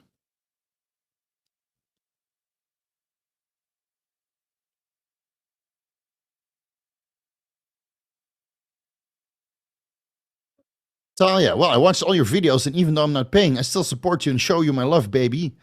And show some love, baby. Oh, okay. All right, Natalia. I'm just wondering what's the best. I'm married. I'm just wondering what's the best M-stent dosage for bulking. Okay, so you clearly didn't watch the bulking video. Let me link it down for you below. It's also free. Where I mentioned it doesn't really matter what you run in the off season. You can just you can fucking run anything if your caloric intake is high. So M-stent, I'm not really familiar with. Honestly, I don't know. I never recommended that to my clients. So I'm gonna Google it for you, since you didn't pay. M-stent, methylstenbolone. Standard dose is between 15 to 25 milligrams daily. I got that from Reddit, so take it with a grain of salt. Is that a pro-hormone? Bulking. Yeah, I fucking don't know, dude. Ask Reddit. You know, in this place, in this area, which you should have known because, right, you support me and you love all the videos. Then you also know that I'm not really for compounds like methylsten or M-stent or methylstenbolone or pro-hormones in general. I like real steroids. I like real steroids. So use some fucking Anavar instead. And if you can't run Anavar because you can't find it, then you clearly didn't pay attention to this YouTube channel. Iron Grid, rib mix cooking. Yes, it's a beef and black bean soup, but the meat is almost done. I'm back. You bitches best behave. Yeah. Yeah. Some are not behaving.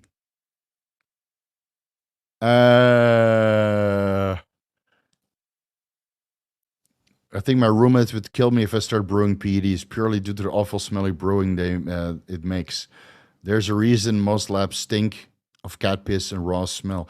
I don't know what it smells like, honestly. But yeah, with all the benzoate and benzo alcohol floating around, it probably doesn't smell nice.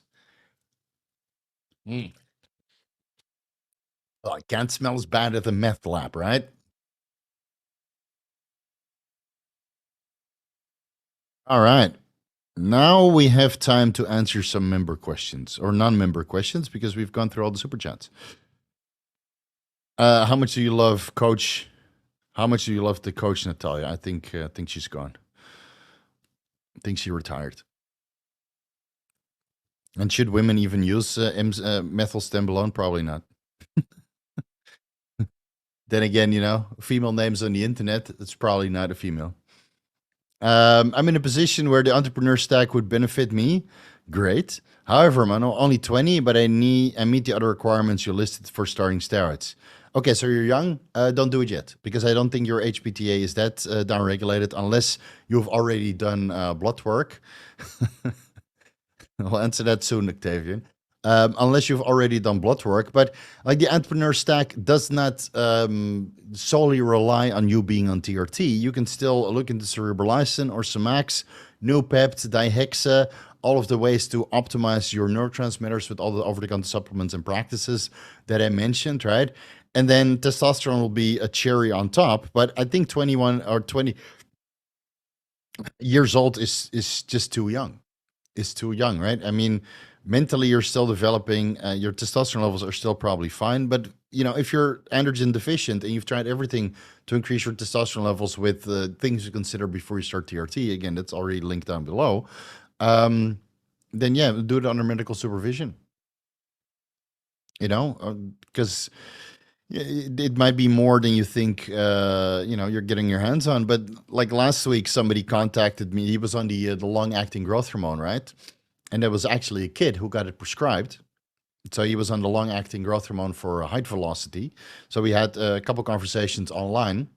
And he explained what he was doing. Of course, I can't make any recommendations in that context because he's a minor. But his research capability was fucking stellar, really fucking good. I'll give him that. He was very in tune and on point with what he was doing. So I gave him my encouragement to keep researching, but obviously I can't make any recommendations because, well, unfortunately, he's a minor. But he was on the right track. I'll tell you that. So if you're 20 years old and you're on the right track and you've done a lot of research and you're an entrepreneur and you're early when it comes to making money and you need a little bit of a boost and you need testosterone medically, or you simply want to give it a try, either do it under guidance or do the best research that you can so you make the best informed decision going forward, right? Because there are people out there who go on TRT at 18 years old because they need it. Or they bite the bullet a little bit too soon, but they don't regret it even when they're 30 years old. So, but it's entirely up to you. I would say it's too early, but inevitably it's up to you. Octavian, did Chase's place smell? No, so I only saw his home gym, and that place smelled like fucking success. Yeah, that place smelled like fucking epicness and manliness and success. So, no, his home gym was very, very clean and nice smelling. Fuck, did you guys watch that video of Chase Arns about having a blood clot? And then I had to sit through 8 minutes of him slowly going through the story and then telling that he didn't really have a blood clot, but something else. So I sent him a message. You motherfucker, the suspense was killing me. Fuck, man. I thought he was gonna have a problem. I thought, like, no, fuck, man. Don't take Chase. Chase is one of the good guys. But it turned out to be nothing serious. I guess he needed 8 minutes to put ads every minute so he can get some AdSense out of the story. If my UGO gave me Dianabol instead of Oxandrolone, should I just trash their gear in general? Yeah, and write a review on the source boards that they suck. But at least pass it through Januszek and do some testing, which costs money, obviously, and takes some time to get back before you start slandering a underground lab. Maybe you don't have the experience. But if your estradiol levels went up and you ran Xandrolone and you have the blood work to show for it, then yeah, this is why I always advise against underground labs. At this point, I would rather buy the raws and make that shit myself.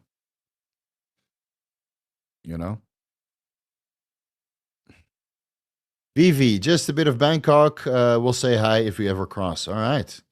You know that Ian Valier is here, and I sent him a message and never replied. So he is doing his Bangkok experience without my guidance. Too bad. Too bad. But I'll let Ben Chow know that I'm here and that he could always tell Ian that I'm here also. And if he needs any advice, then I will be happy to help. Oscar Sapp, I imagine Chase's house smelling like growth hormone, however that smells. It smells like a hospital. Actually, he gave me some of his GH. It did not smell like hospital like Genotropin does.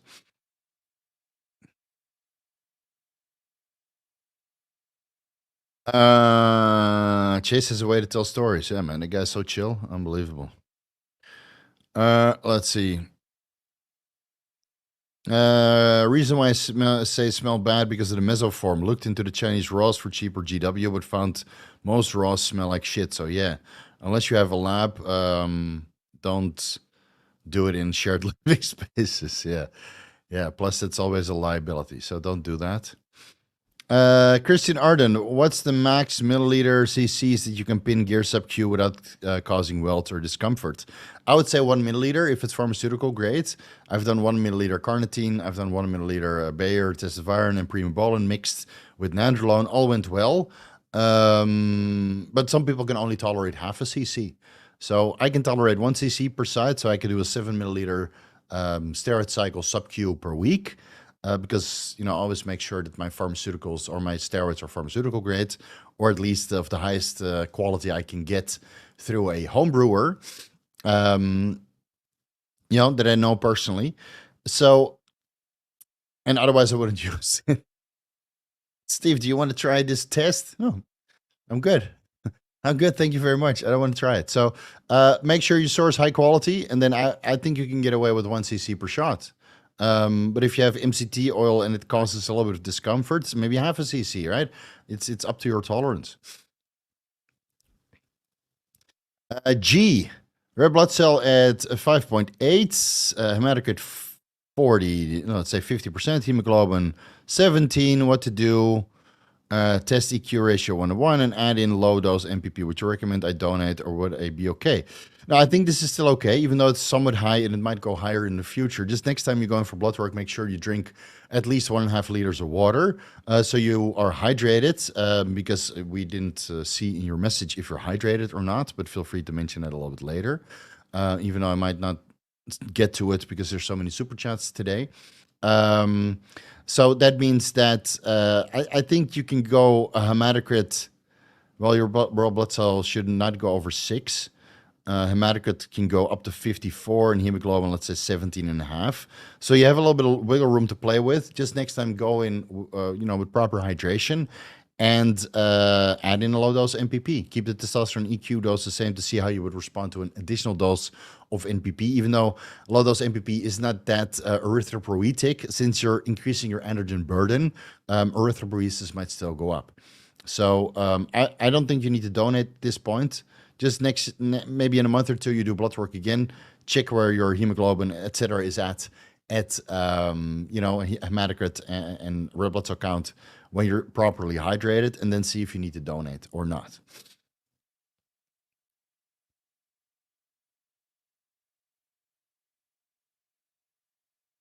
Omer Kuvart, does finasteride help while low dose Rimabolin or Masteron is 200, 300 milligrams, or is it completely pointless? Can you give some blast suggestions who is worried about hair thinning? So 5-alpha reductase inhibitors like finasteride or dutasteride will not prevent any of the hair loss effects of Primobolin, Masteron, Anavar, Winstrol, Proviron, other DHT derivatives, because they're already DHT.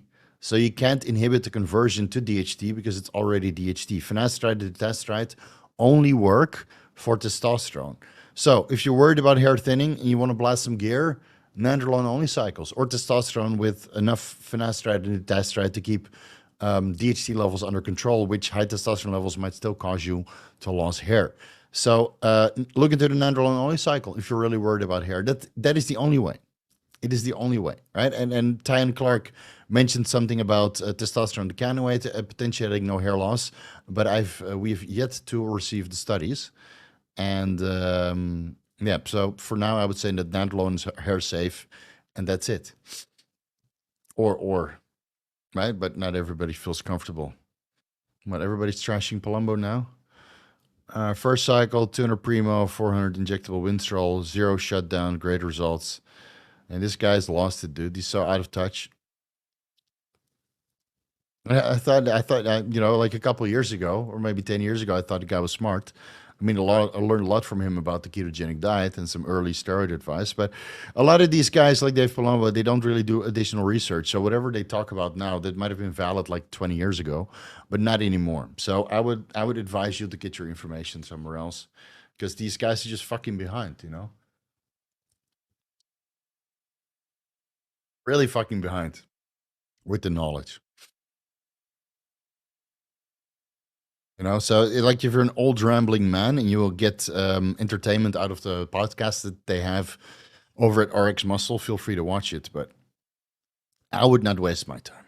I mean, that PCT protocol and that fertility protocol of his, that's fucking horseshit.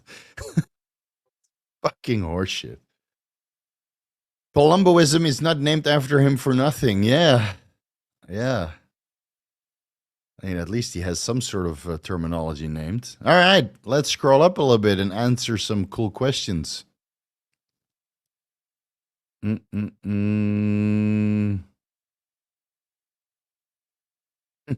Yeah, I watched Chase on 1.25 speed and Steve on 0.75 speed. I started talking really, really fast the last year. And it's probably because I do so many live streams and so many consultations and so many videos. But I just keep talking faster and faster and faster. And it's actually, I'm struggling with it sometimes because I talk so fast during some of the videos that that I stumble over my words, especially this Cardarine video where I had to say the peroxisome proliferator activated receptor delta, like 100 times. Fuck me. Yeah. And it doesn't matter how much theanine I take, man. Don't talk any smarter. And then people say that I'm on stimulants. I haven't touched any stimulants for fuck. I've been off modafinil for a year. I don't have access to Adderall, and it's fucking illegal here, so I don't want to take it. I don't like Ritalin. I don't like any of the other nootropics. I don't like dihexa. I don't like I have some tesofensine, but I mean you build up tolerance to that pretty fast also. And I don't want to take it because there's no clear fertility data. So whatever I'm doing now, the nicotinamide mononucleotides and the NAD plus administrations, it's just giving me energy for days. And thus I'm talking so fast. And maybe it's a respawn, Gorilla Mind respawn. Maybe that's it. Maybe I should stop taking that shit. I don't know, but it works so well. Works so well, bro.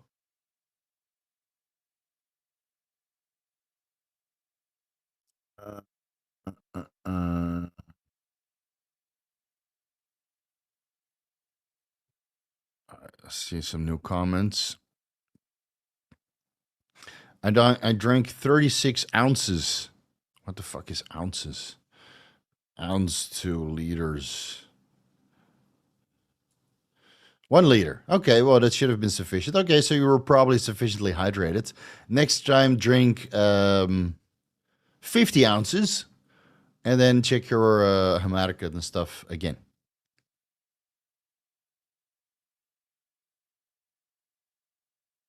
My name. Say my name, bitch. I've been getting most of my info from your channel. I'm having great results. Good. Good. Hit that fucking like button. Hit it again. No, just hit it once because otherwise you unlike. Yeah, just hit it once. But when you hit it, you have to really hit it with passion. Like you have to like. All right. Yeah, you have to hit it like Spider-Man. Oh, you guys know what I mean. Does taking fulvestrant antagonize partial estrogenic activity of SERMs? I'm not sure. I always see this on blood work. If you take a fulvestrant therapy, then it might interfere with your blood work results, but I never really looked into it. Sorry. Vivi, how long did it take you to become fluent in Thai? Maiรู้นะ พูดไทยไม่ดีเลย จริงๆผมไทยพูดภาษาไทยยากมากนะ I don't speak Thai fluent. I used to speak it a lot better, but now that I don't coach Thai bodybuilders anymore, I feel that I'm losing my Thai fluency. So the only thing that I really do is order food and give directions to the taxi driver.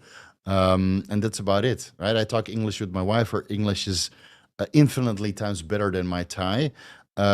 She helps me with translations. And since I kind of priced myself out of the market here in Thailand, I don't do anything locally anymore, besides a couple of my very high-level entrepreneur friends that I might do consultations with or other business practices, which all speak English. And all the high-up Thai people that I associate with all studied abroad, so to speak perfect English. So for me, there's no incentive to learn Thai. And I know some people told me, yeah, Thailand will really open up if you learn Thai. But I don't know. I think I'm doing pretty well without learning Thai and without fully integrating, And there's a lot of whining and dining involved with Thai relationships, which I simply don't have time for. Really. It's so much. Oh, man. I love Thai people, man. I love you guys, but it's too much whining and dining. And I'd rather spend that time with my wife. Right, or on my business, which is growing significantly faster than doing anything locally. Octavian, natty or not? Oh, come on. Thomas, opinion on Masteron is your second compound in the off-season. It's a good way to look old and get bald. There, I said it. I'm not against being bald, but Masteron is a poor anabolic. I think it's a real poor anabolic, and all those guys running a gram of Masteron or 2 grams of Masteron in the off season, I think they can get the same results by adding another 250 milligrams testosterone in and not look like an old oxidized bald trash bag. Really, all these guys that megadose Masteron in the off season, look at them, look at their face. Some of them are younger than I am, and they look 15 years older.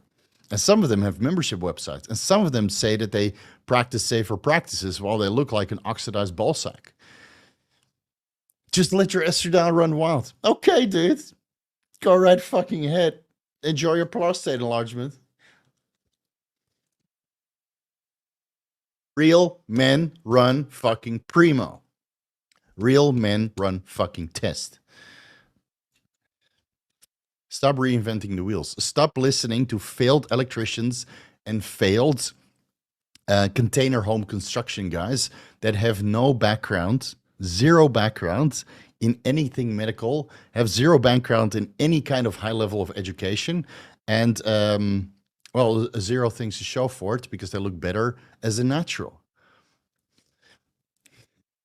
So yeah, if you want to run something in the off season, Boldenone or Primo.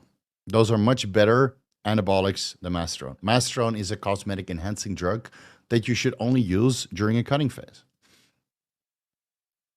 Yeah. I'm going to tell Chase what you think about his Masteron. I mean, he was on 3.5 grams of test and 1.5 grams of Masteron. That's a much better ratio than what these guys are doing, 500 tests and 2 grams of Masteron when they look like they're on 750 tests. You know, but looking like an oxidized ball sack in the face. So,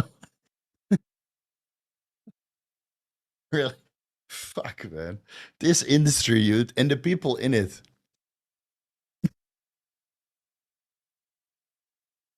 Ah, fuck me, dude. It's hilarious. All right, Jay Joff, look at those arms. Fuck here. You see this? You see that? That's no steroids. Jay Joff, get out of the way. Ask these Masteron megadosers to show their arms. Here, like this. Look at that detail. Ask them.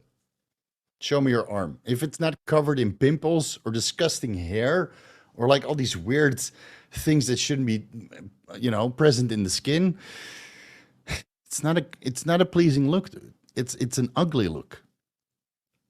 It's a disgusting look. Right? I mean, there's a reason why people like the way I look. Even when I'm on cycle, people come up to me, Steve, you have such nice skin. Steve, you look so youthful. Steve, you're so energetic. Steve, you're so happy. Steve, your shape is nice. Right? Because I don't make those Masteron like a fucking retard. How's that for a rant? All right, Jay Joff. My bad. Hey, Steve, I just wanted to let you know that my bulk period is going really well. Feeling awesome and my labs are good.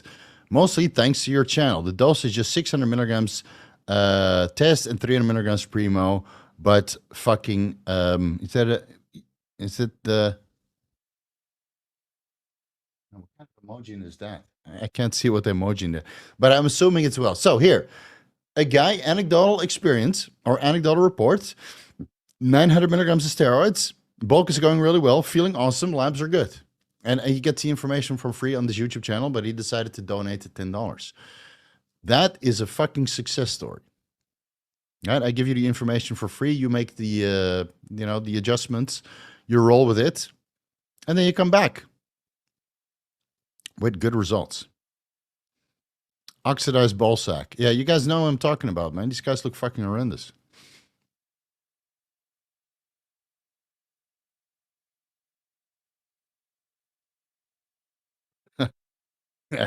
Explosion. Good thing is about, when you do these live streams and you post it online, it's online forever, right? And then sometimes you wonder, like, did I say something stupid? Should I remove that live stream? Just leave it up. You can't please everybody. But as long as you guys are laughing and having a good time, then I'm having a good time. Let's see. Best place to learn how to homebrew. Well, you have to ask Chase Irons, who is labeled as the homebrew king. I think I called him the homebrew king, but he is the homebrew king because he's helped thousands of people in their homebrew journey. So I would always defer to Chase Irons. Sign up for his membership site. I think it's $50 per month. Then you have access to his Discord group. And then you talk about, how to make soup and stuff Iron Grid is also a VIP member there. He has all the recipes. And then you can talk about how to make soup.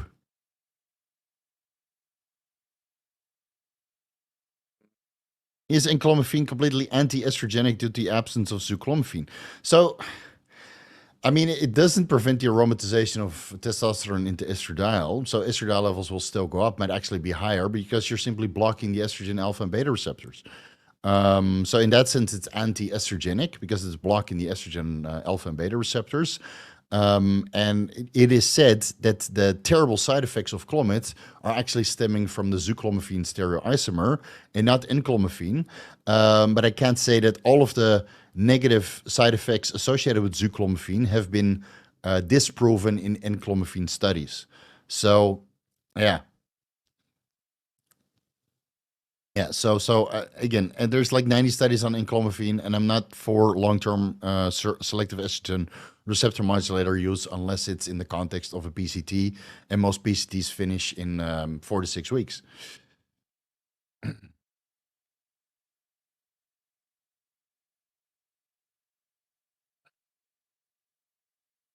Is measuring DHT while on HCG monotherapy a good way to predict amount of hair loss with equivalent level of DHT when I switch to TRT? Jesus. Is measuring DHT while on HCG monotherapy I'm going to predict the hair loss? Well, you produce a good amount of DHT directly in the testicles, but you'll still get most of the DHT production through the 3 isoforms of the 5-alpha reductase enzymes, which are mostly found in the scalp and the skin.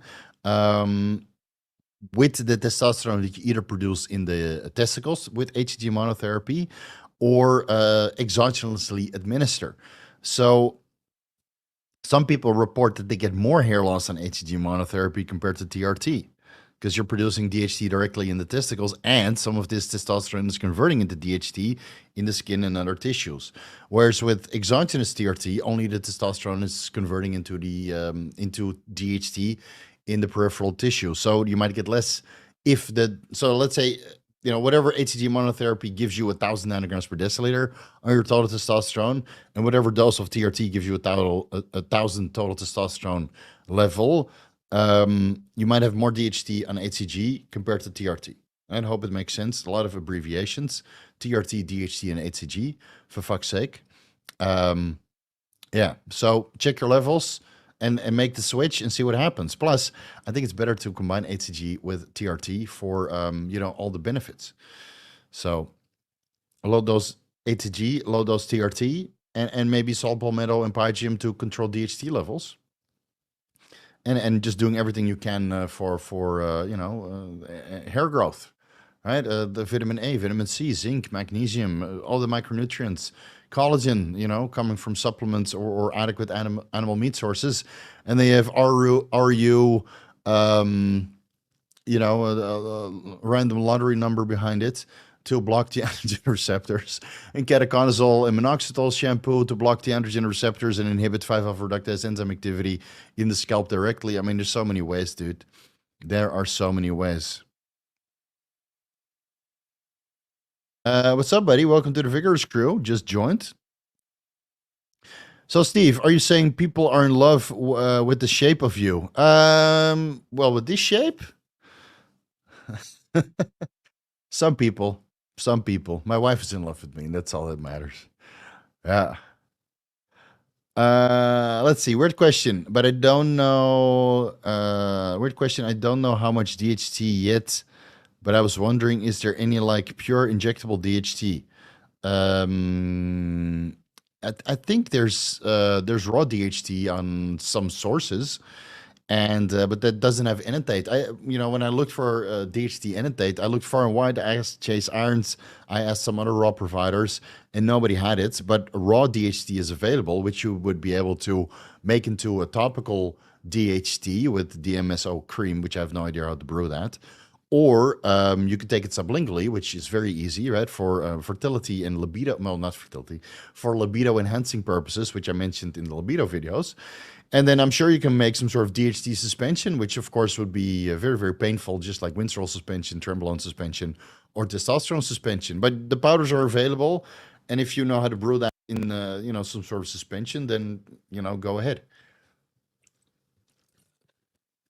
And otherwise, go with Undrectim cream, like an injectable Undrectim or something. Yeah. So, but you have to make that yourself.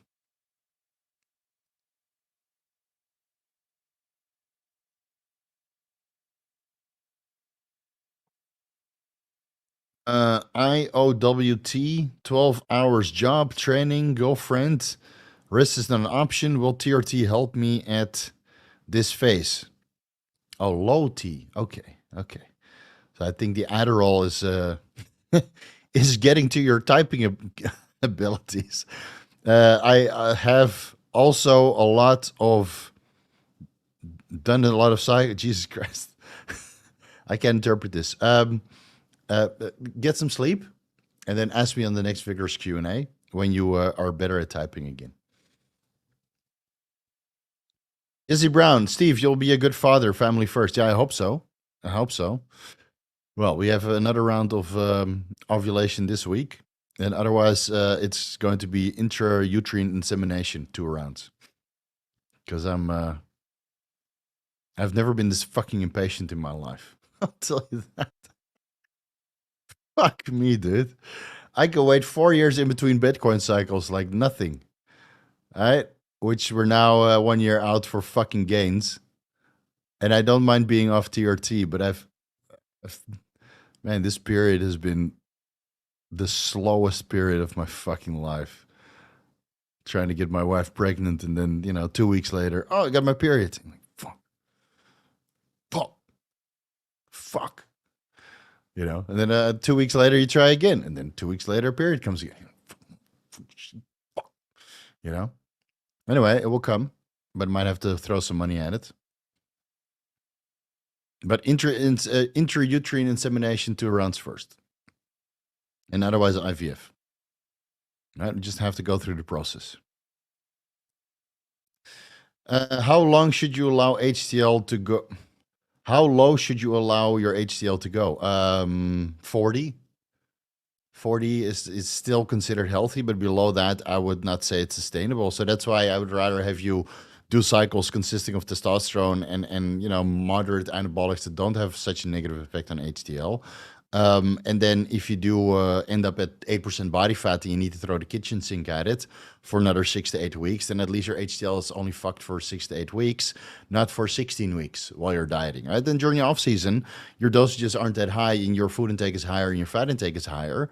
And the burden of androgens is significantly lower, and thus your HDL should usually look better. So if you have bad levels of HDL during the off season, then you're doing it wrong. They're doing it fucking wrong. Yeah. Masteron versus Primo prior to show. Yeah. Well, somebody didn't pay attention 10 minutes ago. Why are Oreos better than statins? Yeah, wasn't there some sort of study where a guy showed that Oreos at some sort? This is why the scientific evidence. I try to be evidence based, guys, but sometimes, oh my god, dude, like science is like sexuality. It's open for interpretation nowadays. It's you really don't fucking know. And the rules in Thailand, right? Those are open for interpretation also. So, and sometimes, like evidence, sometimes you read through it and you're like, Jesus Christ, it's yeah, it doesn't make sense at all. And sometimes you see publications on PubMed that are not retracted. They're just fucking terrible. Oh, here we go. Here we go. So you aren't saying there are only 2 genders? Well, DNA wise, you have X and Y chromosomes, and that kind of tells it, right? But the X and Y chromosomes are also open for interpretation. Listen, man, if you want to be a ladyboy or you want to be a tomboy or anything in between or thereof, it's fine. Just do it from afar. And I've had a lot of interactions with ladyboys, totally fine. I've had a lot of interactions with tomboys or straight up, flaming homosexuals, faggots, right, that identify and act very feminine. I really don't give a shit. Just don't try to force it down my throat, Don't if I'm somewhere and I'm solo with my friends and you come to harass me like I'm a potential target, fuck no, man. Get the fuck away from me. But if you ever want a good time and laugh and make a couple jokes, I'm all for it, dude. I'm all for it. I really don't care. I really don't care. I had plenty of fun nights strolling through the go-go bars, and then you end up in this is in Thailand, strolling through the go-go bar areas, Nana Plaza or Soy Cowboy, and then you happen to stumble in a ladyboy bar. You end up there and you sit there for 30 minutes and you have a good time, you know. But but it's, you know, you don't take anybody out, obviously, and you don't touch either. But you ask some questions like, hey, what kind of hormones do you use? Do you use estrogen? Do you know use the titty cream, or do you? Well, how does the penis cutting work, right? And do you need to use some sort of dildo to kind of, open up the area? They're very interesting conversations of modification. And, once you show a little bit of experience, those girls are willing to, well, or guys, depending on how you look at it, are willing to open up about it. But yeah, it's this is what I say. Everything is open for interpretation, including the scientific evidence. Yeah, cancellations incoming. Dude, let me link the Ladyboy video down below. Now let's cancel me harder. Ladyboys and bodybuilders, same. Man, I got so much shit for this video. Man, it's time to post this one again. You know, guys, life is one big joke. You can't take it too serious. Otherwise, you're going to have a miserable time. 306 comments.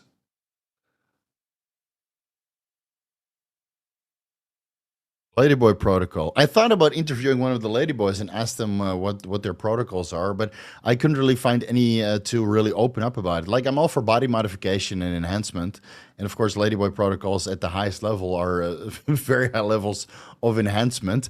But I could never find a ladyboy that was willing to talk about estrogen therapy or progesterone or the injections or the titty creams or how the surgery works. It's like one of those subcultures, and the ones that are really good at it. They don't want to talk about it because they all the treatments, they kind of, it's like it never happened because they're now women, right? So they don't want to divulge all the secrets. And there are a few YouTube channels out there for ladyboys, but they're in Thai. Yeah. All right, where were we? Let's get back to bodybuilding stuff.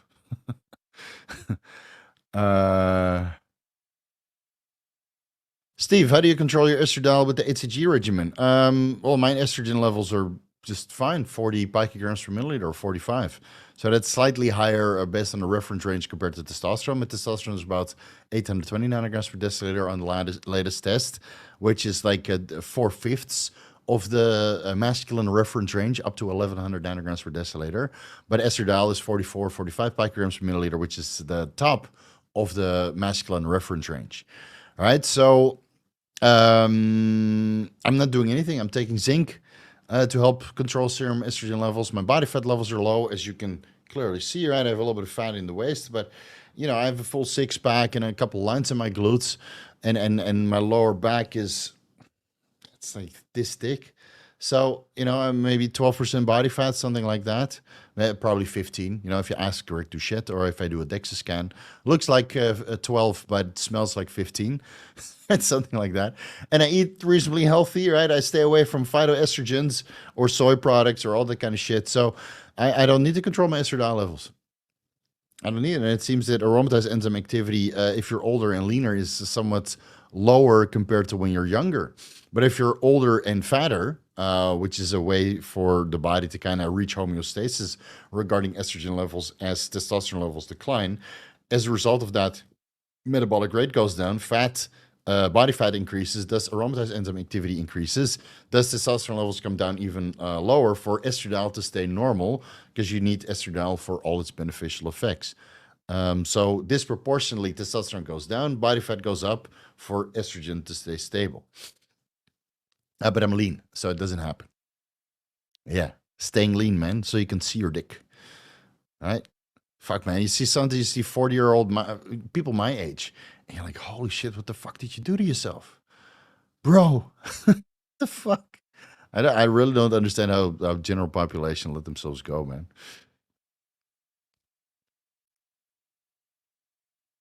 Tren interactions regarding what? IGF-1? Glucocorticoid receptor inhibition. I mean, there's many interactions.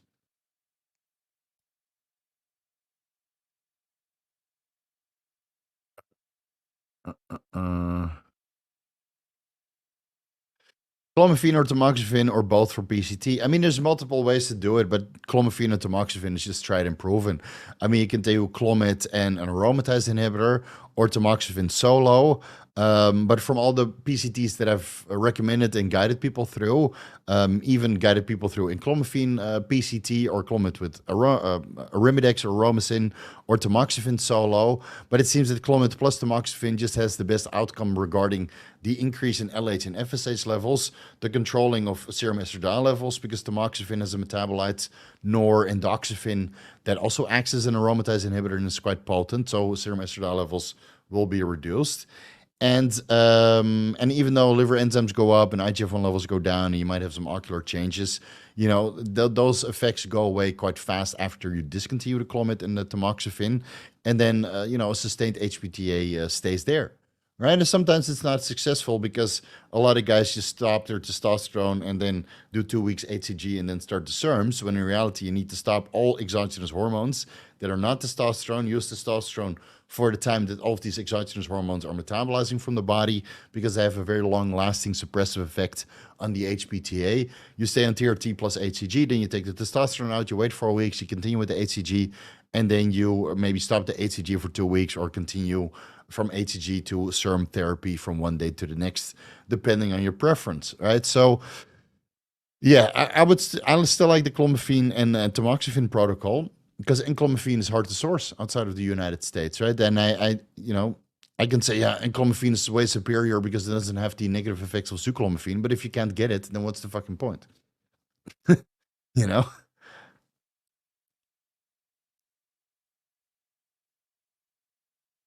I mean, bodybuilders and ladyboys thing is that's just horseshoe theory. Both sides are an extreme opposite, closer to each other than they realize. Yeah, um, it's the same. It's men trying to either go for extreme masculinity, right, and the muscularity is a result of that, or extreme femininity. But the starting point is the same. You know, it's just an extreme opposite. But you know, they both use hormones, both use injections and therapies and things to enhance their body. It's just that, you know, just it starts here and it goes this direction. But the therapies, if you break it down, it's pretty much the same. And I'm sure people will debate that and go crazy because they're homophobic or you know, for whatever personal reasons. I get it, right? I get it. But you know, this kinds of extreme body modification, it's all the same shit, man. Now to use drugs to end up somewhere. Infallible Daystar. What kind of HCG do you prefer? So I really like Merck Ovitrel. It's pure. It doesn't cause any adverse reactions. It's pharmaceutical grade, so we don't have to worry about HCG being so expensive right now due to restrictions in the United States being, you know, causing HCG to be labeled as a biological alongside other peptides. So that just means that. You know, you have to go with Merck recombinant human chorionic gonadotropin, labeled as Ovitrel, and that is actually quite affordable. It's way more affordable than urine purified HCG. So yeah, that's the one I like.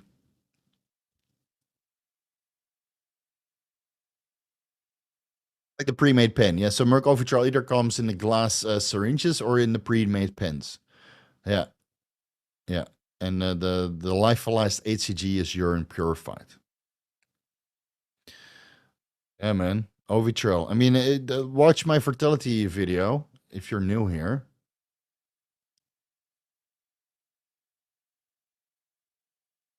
What was that video called?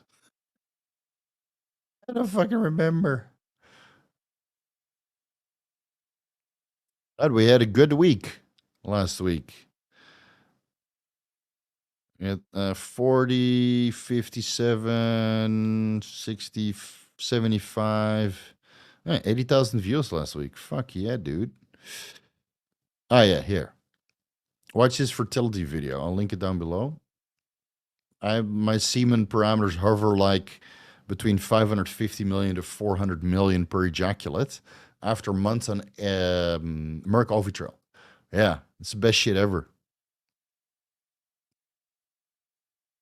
I mean, Pregno is still effective. I mean, it's FDA approved. It works. There's several different brands that carry it. It's just more difficult to find than what is it called, Merck Ovitrel, or at least based on the connections that I have. Your friend bodybuilder in Thailand has links. Oh, really? Okay. I haven't talked to bodybuilder in Thailand since the pandemic started, but I hope he's doing well. Since the pandemic is over, I don't even know where the fuck that guy is. Is he in Thailand? Hmm.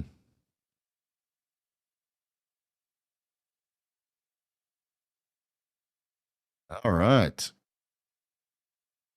All right, guys, keep the questions going. We have 30 minutes left.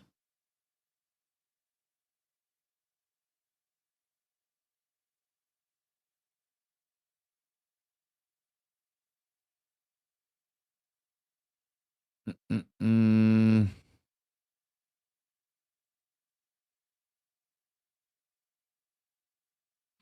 Oh, as soon as you talk about genders, people go nuts, no?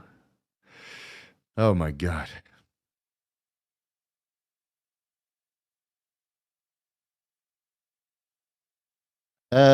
Feast Zool. Now that I'm a weekly viewer, you will become part of the more popular crew, no longer niche, although you're already successful.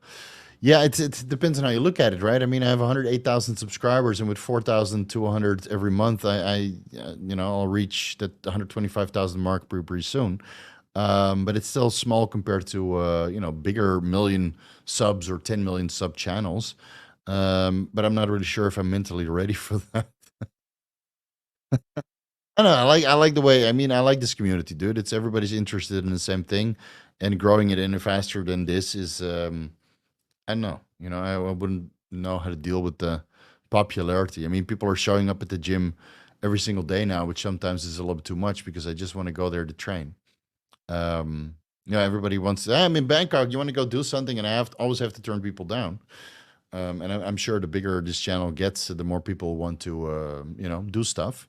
But it's hard for me because I have work to do and I have a wife and cats to please.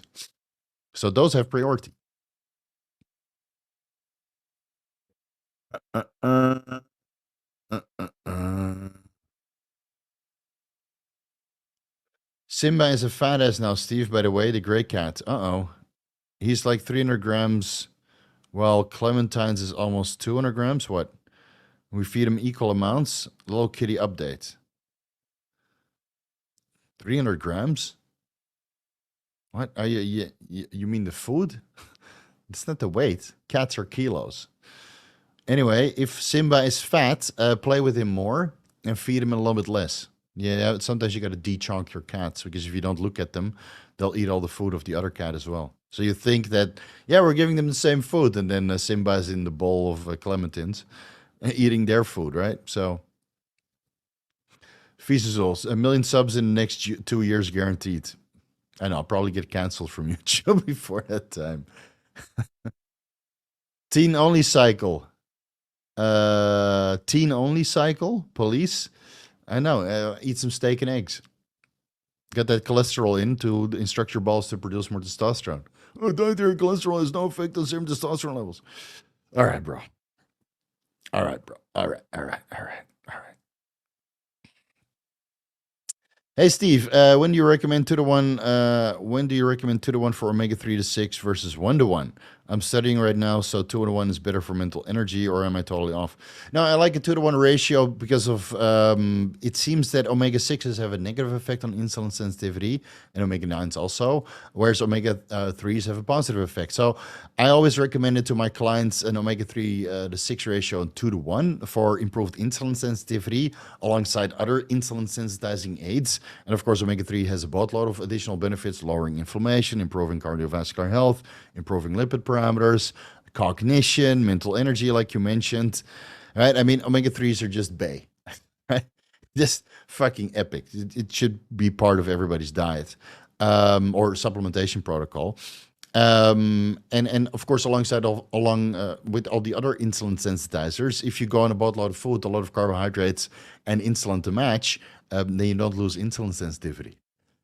Yeah, yeah. And Steve, I go online to see, will I lose insulin sensitivity? Not if you do it right. Like I mentioned in the insulin ebook, supplementing with a boatload of omega 3s. It'll work just well. Yeah, but it's fat. You should combine fat with. Okay, stop listening to Dave Palumbo, bro. Stop it. Just don't do it. Omar Kuvert, what should be the finasteride dosage when using? So I can't recommend that because I don't know how much you're converting. Do your blood work, check your serum DHT levels, start with a low dose and slowly build it up with time until you reach an adequate level of DHT control. It could be 0.25 milligrams finasteride 2 times per week up until 1 milligram finasteride per day. I don't know. I don't want to give you a recommendation where you fuck up your libido, which is a very common and terrible side effect of finasteride, which I made a video about. So maybe you should watch that first before considering finasteride. It's called post-finasteride syndrome, which is actually medical or legal jargon. But still, people suffer from it, and watching this video might be able to resolve it if you give it yourself by megadosing the finasteride. Linked down below. And yeah, so I would bring your testosterone cypionate down to 200 milligrams, slowly start ramping up the finasteride, figure out what the finasteride to testosterone cypionate dose is, and then equally increase your finasteride alongside of your testosterone cypionate to get to 400 milligrams cypionate per week. So that would basically be doubling it from 200 milligrams test-cyp to 400 milligrams test-cyp, and thus it makes logical sense that you need to double your finasteride intake. But again, prove that with blood work, because if you crush your DHT levels, your dick and libido will probably not be there.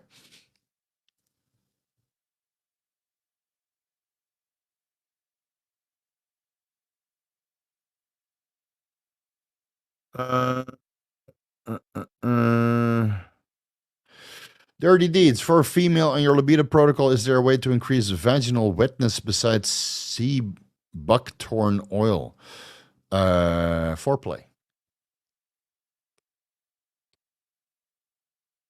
Foreplay, dude. If there are compounds, of course, that reduce vaginal wetness. I think steroids do that, and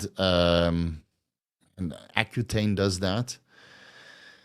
What else? I haven't really looked into that because I only have to, sleep with one, and my wife obviously, and she doesn't have issues with that.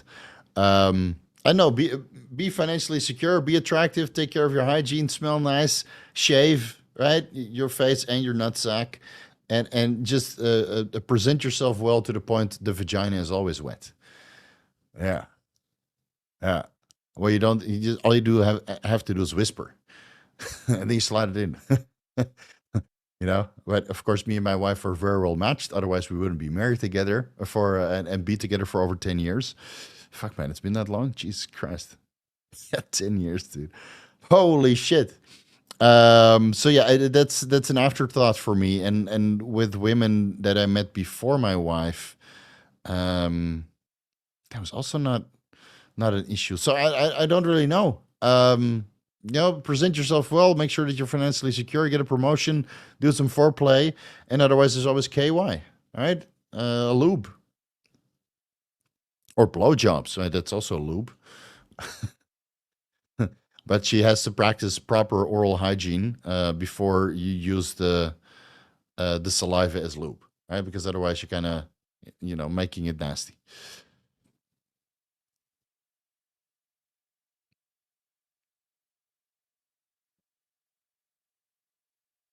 Oh, here, fuck, totally forgot about this one. Using your tongue. Why didn't I think about that one? Shit. I feel stupid now. Yeah. Yeah, you do 69 until she comes. And then if she's not wet by then don't fucking know, man. I'm not gonna display you how to do 69, but there is a technique for it where you use both hands, one for each hole. That's a guaranteed. Well, you won't be able to breathe for a bit.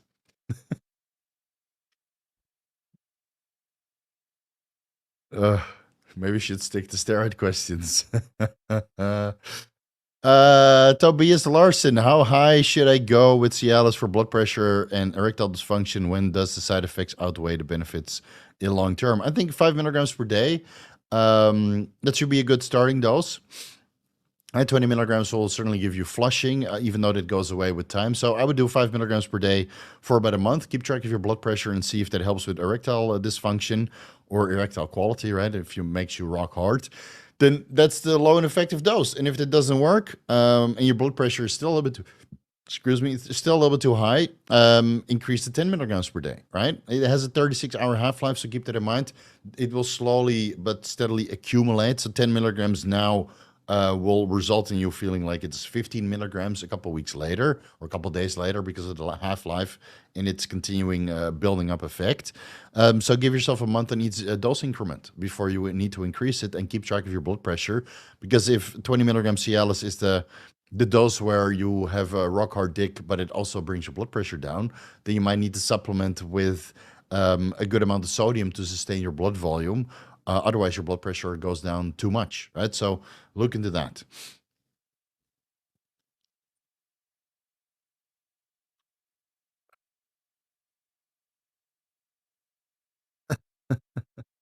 I hope they remember your YouTube cancel mail. Yeah.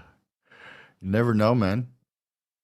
Never know. But hey, if Think Big can get back and what's his name? Mark Bell can get back, then I feel confident after removing all the mentions. I feel confident that if I ever get canceled, that I can get back in a week too. Because it's the algorithm, the AI that cancels you, and then after a human review, they put you right back.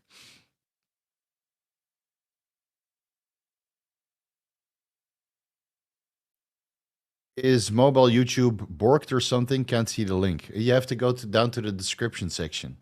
So, oh, my phone is not here. So, but if you go to the video and then the someone will see more, and then you get the description. Greg, what's up? Learning from Steve in more place, more dates has been crazy on Reddit or any online forum. It's take your 500 tests and shut the fuck up. Have an AI and PCT on hand for sites. Yeah, that still permeates. But I think I offer you plenty of advice and learning opportunities to make better decisions. And if those people still, preach that shit, just let them. Just let them. Darwin and evolution, it will sort themselves out, man. I mean, people are going to do what people are going to do. And sometimes I get shit and I see drama in the comment section and this and that. And I'm like, you know what? You figure it out. You fucking figure it out. Right? You don't have to listen to me. You don't have to take my advice.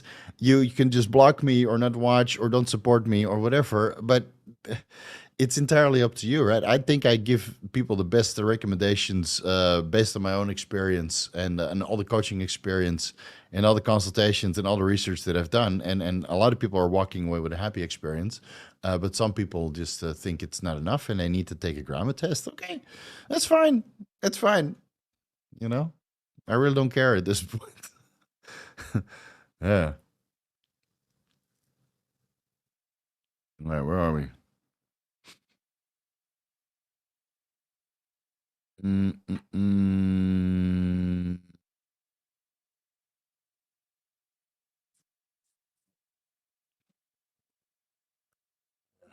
So many repetitive questions.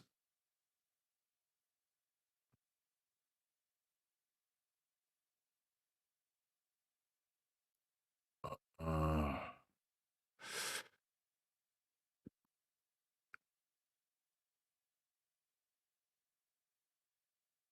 I'm pretty sure mobile YouTube is why there's less likes. Got to exit live chat to like. You know what's funny? I stopped asking for likes and comments and that kind of stuff at the latest videos, right? I just give you guys what you want. And guess what? Likes and comments and algorithm and revenue and subscriber count is up. So I'm no longer going to ask for likes. I'm just going to give you what you guys are asking for. So instead of asking you back, I do hope you use my fucking discount codes at one point or another. I'm just going to give you what you want. It's that simple. Right? And if you don't want to like and you don't want to comment and you don't want to help out, and then if you wonder why Steve disappeared, because you didn't do your part. You know, where's Steve? Where did he go? Well, he cashed out his Bitcoin and he felt it wasn't worth it anymore, right? But it might take a couple more years. Right? But as long as you guys keep liking and commenting without me asking, then of course, yeah, I'm gonna stay, man. Right? I wash your back, you wash mine. Right? That kind of you. I wash your ball sack, and you wash mine. All right, now we're really derailed. Igor, is calcium diglucarate and or dinomethane a good way to slightly lower estradiol levels in natural lifters? And are you natural if you use them? Yes and yes. Yes and yes. Yes and yes. So you're still natural. They're over-the-counter supplements. They're not listed on the WADA prohibited list. I even listed it in the WADA approved half natty stack. I'll link it down below for you. If you watched that video, you would have known the answer already. But I guess you didn't watch it, so I'm going to link it. Man, I linked so many videos again. Save. So yeah, totally natural, dude. Ecdysterone, testosterone, still natural. Over-the-counter test booters like Relamine Sigma, still natural. HCG monotherapy, not natural. Right? And testosterone and steroids, not natural. SARMs, not natural. Pro-hormones, not natural. Hey, would you guys like to see like a stack? I was thinking about this week. Let me know in the chat by pressing F. Would you guys like to see a video, a protocol where you can be like a maxed out fake natty, but with perfect blood work, right? But if I release that, then I empower all the fake natties to do this protocol, but still have perfect blood work, right? Where luteinizing hormone, follicle stimulating hormone, all that shit is in range. Lipids are in range, but they're certainly superphysiological at certain aspects. All right, let me know in the chat. Just press F.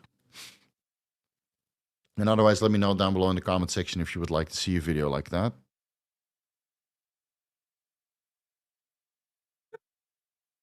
Do it. Do it.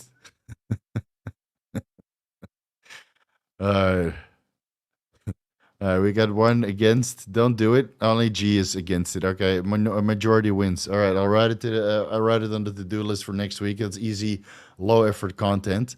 So we'll make a full natty, a WADA approved Instagram faker stack next week. We'll show you exactly how to beat the drug test and the blood work, and still be natural on paper, but use every fucking drug under the sun to look better than everybody else. Yeah. But then, dude, if somebody says that they're natural, just tell them to go fuck themselves. Because after I release that info and people are starting to use it, then obviously,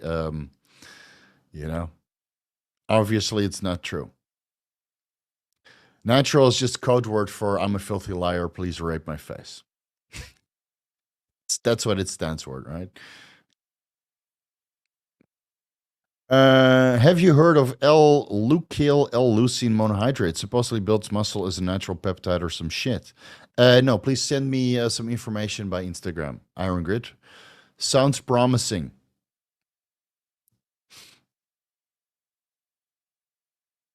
Yeah, it's very simple, right? Steve's makes videos, we like them, and then everybody's happy. But you'd be surprised, dude. Like if I go to my analytics, right here, latest video. That drug survey video, like I asked for something, right? I ask for something to fill out a drug survey. And normally I would get like, I don't know, 10,000 views. And now I got 2,500 views. How fucked up that is. All right, so on the Anavar video, best daily dose of Anavar, right? I got 42,000 views. I got a 99.4% like to dislike ratio, so that's 1,900 likes and 11 dislikes. So my like ratio is about 99.5%, which is better than most channels because people fucking love me. And I block all the haters. That also helps. So that's 42,000 views, but 1,900 likes. What is the ratio between views to likes? All right. 1,900 likes divided by 42,250. 4.5%. 4.5%. So there's only 4.5% who consider themselves to be true Vigorous Crew. Right? Because that's how you support the channel, by liking and commenting, right? Watching, cool. If you don't want to watch it because it's too long or too in depth or whatever, or it's not interesting for you at that point in time, I get it. Don't watch it. Don't click it. Right? I don't want to have your 10 seconds to fuck with my audience retention. Just don't watch it at all. But if you do watch, just like it. It's so easy. I like all the videos that I watch, all of them, or at least the ones that I like. Right? If I cut it off after 10 seconds, okay, because it's shit, I don't like it. But if I watch a video from Derek, whether that's on his channel or on the podcast, I like and put a comment. Right? And it doesn't cost that much effort.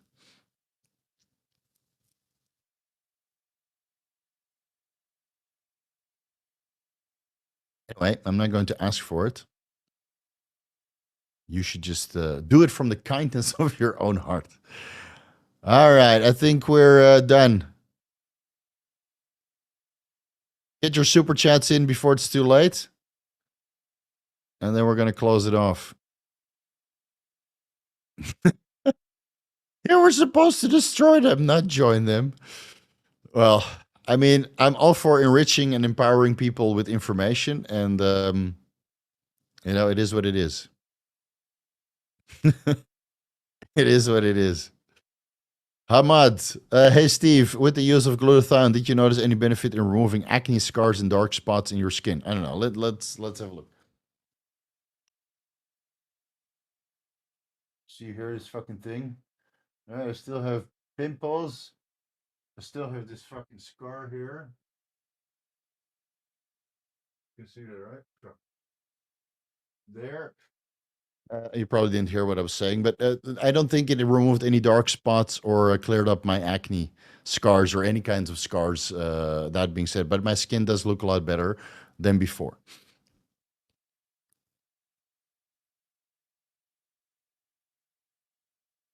For Firefox, it's called YouTube Auto Like. That's something new. That's something new. It's auto like all the videos. That jawline flex, yeah. No mewing here.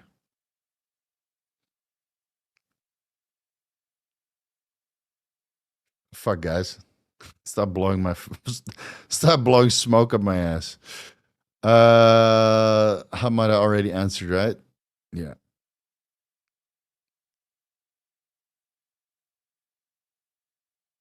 I will move my claims of being natural in my post. Cross my heart. Hey, you don't need to mention that. People will know, man.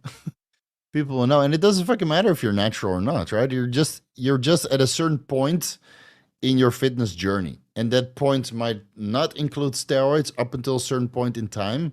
So let's say you're natural from the time that you don't take performance enhancing drugs from the time you started at, let's say, 15 years old, and you train natural for 10 years, and you call yourself a lifetime natural. You're still only fucking 25. There's no lifetime there. That's just getting started. I started taking steroids when I was 26. I didn't call myself a lifetime natural. Thank God we didn't have social media to brag about bullshit things like this. When I felt ready, I took steroids. And now I'm 40 years old, and I experimented with all of them, and I have a good amount of experience to transfer to you guys. But you start somewhere, and at one point, steroids might be included, right? And so you train without them and with them, and then maybe afterwards you train without them for a while. Also, in the end, it doesn't fucking matter, dude. It doesn't fucking matter. But it just, the fitness community has kind of glorified these naturals like they're special, but they're not fucking special. They're not. and especially the guys that claim that they're natural when they're taking steroids, those are not special. Those are actually pathetic. And they're lying, pathetic pieces of shit. Right? And if you want to keep it quiet and don't talk about it like Sam Sulik, okay, I get it, right? At least he doesn't deny it.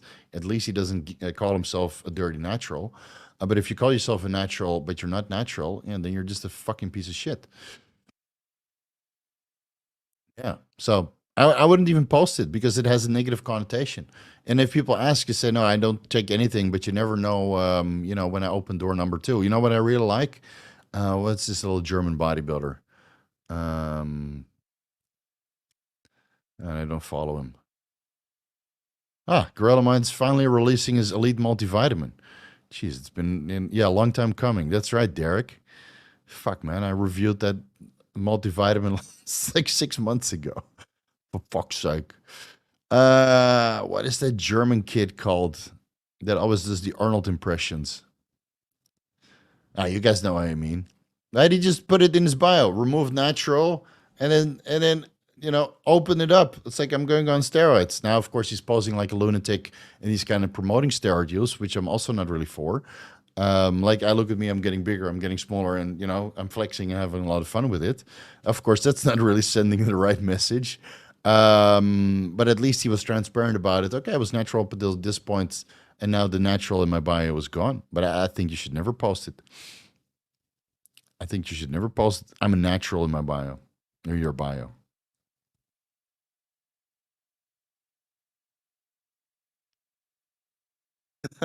That's the ultimate laziness. Okay, this is the last super chat, guys.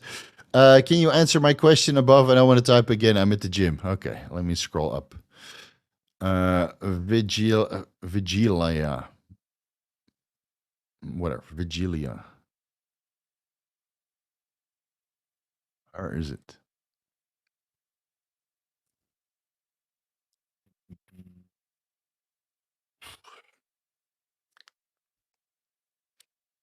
I'm scrolling, bro.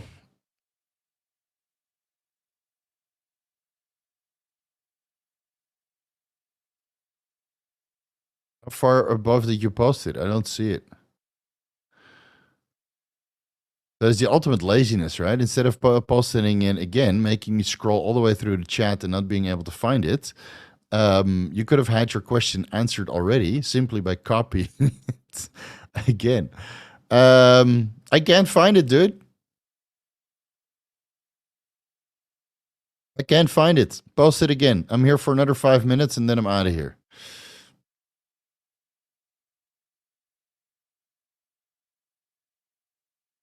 Scrolling as hard as I can. Trying to go through all the usernames and not get name fatigue.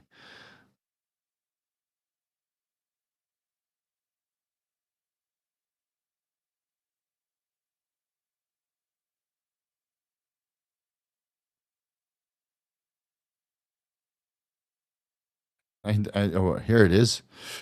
Does tamoxifen and raloxifene lower estrogen levels affect blood work? So raloxifene doesn't lower estrogen levels, but tamoxifen can, which I just mentioned actually a little bit earlier. Tamoxifen has a metabolite called norendoxaphene, which is a very potent aromatase inhibitor. So if you take tamoxifen, it metabolizes into two compounds, which actually potentiates its effects. One of them is a selective estrogen receptor modulator, and the other is an aromatase inhibitor. So tamoxifen will lower serum estradiol levels, but raloxifene does not. It actually might increase estrogen levels slightly because it's blocking the estrogen alpha and beta receptors, depending on the dose. So if you take 40 milligrams raloxifene, estradiol might not move. But if you take 120 milligrams raloxifene per day, then estradiol might come up because you're blocking all of the receptors. And now estradiol has nowhere to bind to. So tamoxifen and raloxifene will both lower IGF-1 levels, increase liver enzymes, might have a favorable effect on serum lipid parameters, and might have some side effects, estrogen-like side effects or estrogen blockade side effects, which I can't remember from the top of my head. So, hope that answers it. Let me scroll down, see if there's anything left. Man, people just keep posting super chats. Do you feel better when you're off TRT? No. No, I feel better on TRT, but I have to wait. I have to wait. Is Sim Sulik unhealthy? I'm not sure. I don't think anybody outside of the circle that he's in has seen his blood work. Hopefully, he's got some good guidance from Fouad Abiat, who I don't think knows much about blood work, to be honest. Maybe Ben Chow's in contact with him, and Ben Chow's probably a little bit more knowledgeable than Fouad Abiat when it comes to interpreting blood work results, because he is a coach and he's coached for a long period of time. And otherwise, I don't know who Sam Sulik can go to. I mean, maybe he's with Merrick Health, but he keeps it quiet. I'm not sure. Or maybe he knows somebody else that interprets his blood work results and does his cycle. I hope for him that he got some good guidance.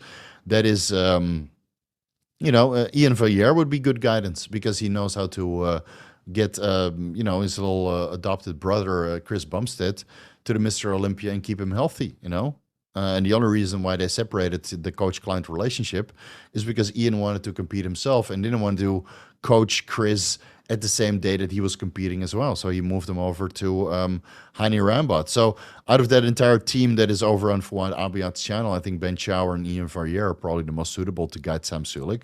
But whether they're guiding him or whether he's listening to their advice, if they're giving any, I'm not entirely sure. But that's for him to decide, I mean, he's 21 years old. He can do whatever the fuck he wants, especially with the following and money that he's making.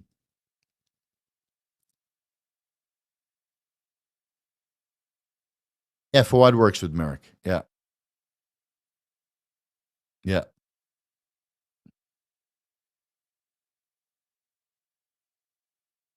Whether he's following the advice, I'm not entirely sure. The Fouad doesn't really look healthy to me. But then again, that's just looking at it. All right. Sam Sulek, dude, watch you, Steve. I'm sure of it. I'm not sure. I'm not sure. I mean, the guy's still in school, man. He's probably got better things to do than learn about steroids. He's probably got women to fuck. Fuck in that celebrity status. I mean, imagine his inbox, dude, with all the fucking gym hotties, like being starstruck by that beautiful chest, and everything else, and all that allure of fame and riches. That guy's probably too busy plowing the field. And let's leave it there. Guys, this was a lot of fun. Sorry for all the dad jokes as usual. Yeah. I hope it was entertaining. We'll see you guys next weekend. Next week will be a lot of cool videos, right? Dr. Adil Khan podcast. We'll have the best cycles. I'll try to pump out or the best cutting phase cycles, which you guys already know that it's going to be about caloric deficit and increasing your energy expenditure. But I'll still give you some incentive to stack certain compounds together, which are favorable. Let's do that. Full natty, fake Instagram natural steroid cycle. It will be easy, low-level content. And then hopefully we can cut the Cardrine, our best and non-cancerous dose of Cardrine video out the door. But that might take a couple more days and then release the week after. So, and thanks, you guys. Thanks so much for watching. Thanks for all the super chats and all the support and all the likes. Don't forget to like all of the other videos because that really helps. And we'll see you guys next week. And this shirt will probably make a return because it's a lot less hot than that other fucking robe. And I think the Jedi Mind Tricks, that's a hip hop band. The Jedi Mind, the Jedi robe, Jesus fuck, the Jedi robe, or the Big Lebowski robe that's kind of played out. So we'll proceed ahead with the psychedelic shirts instead. Peace out, guys. I'll see you next weekend. Enjoy your weekend, obviously. Later.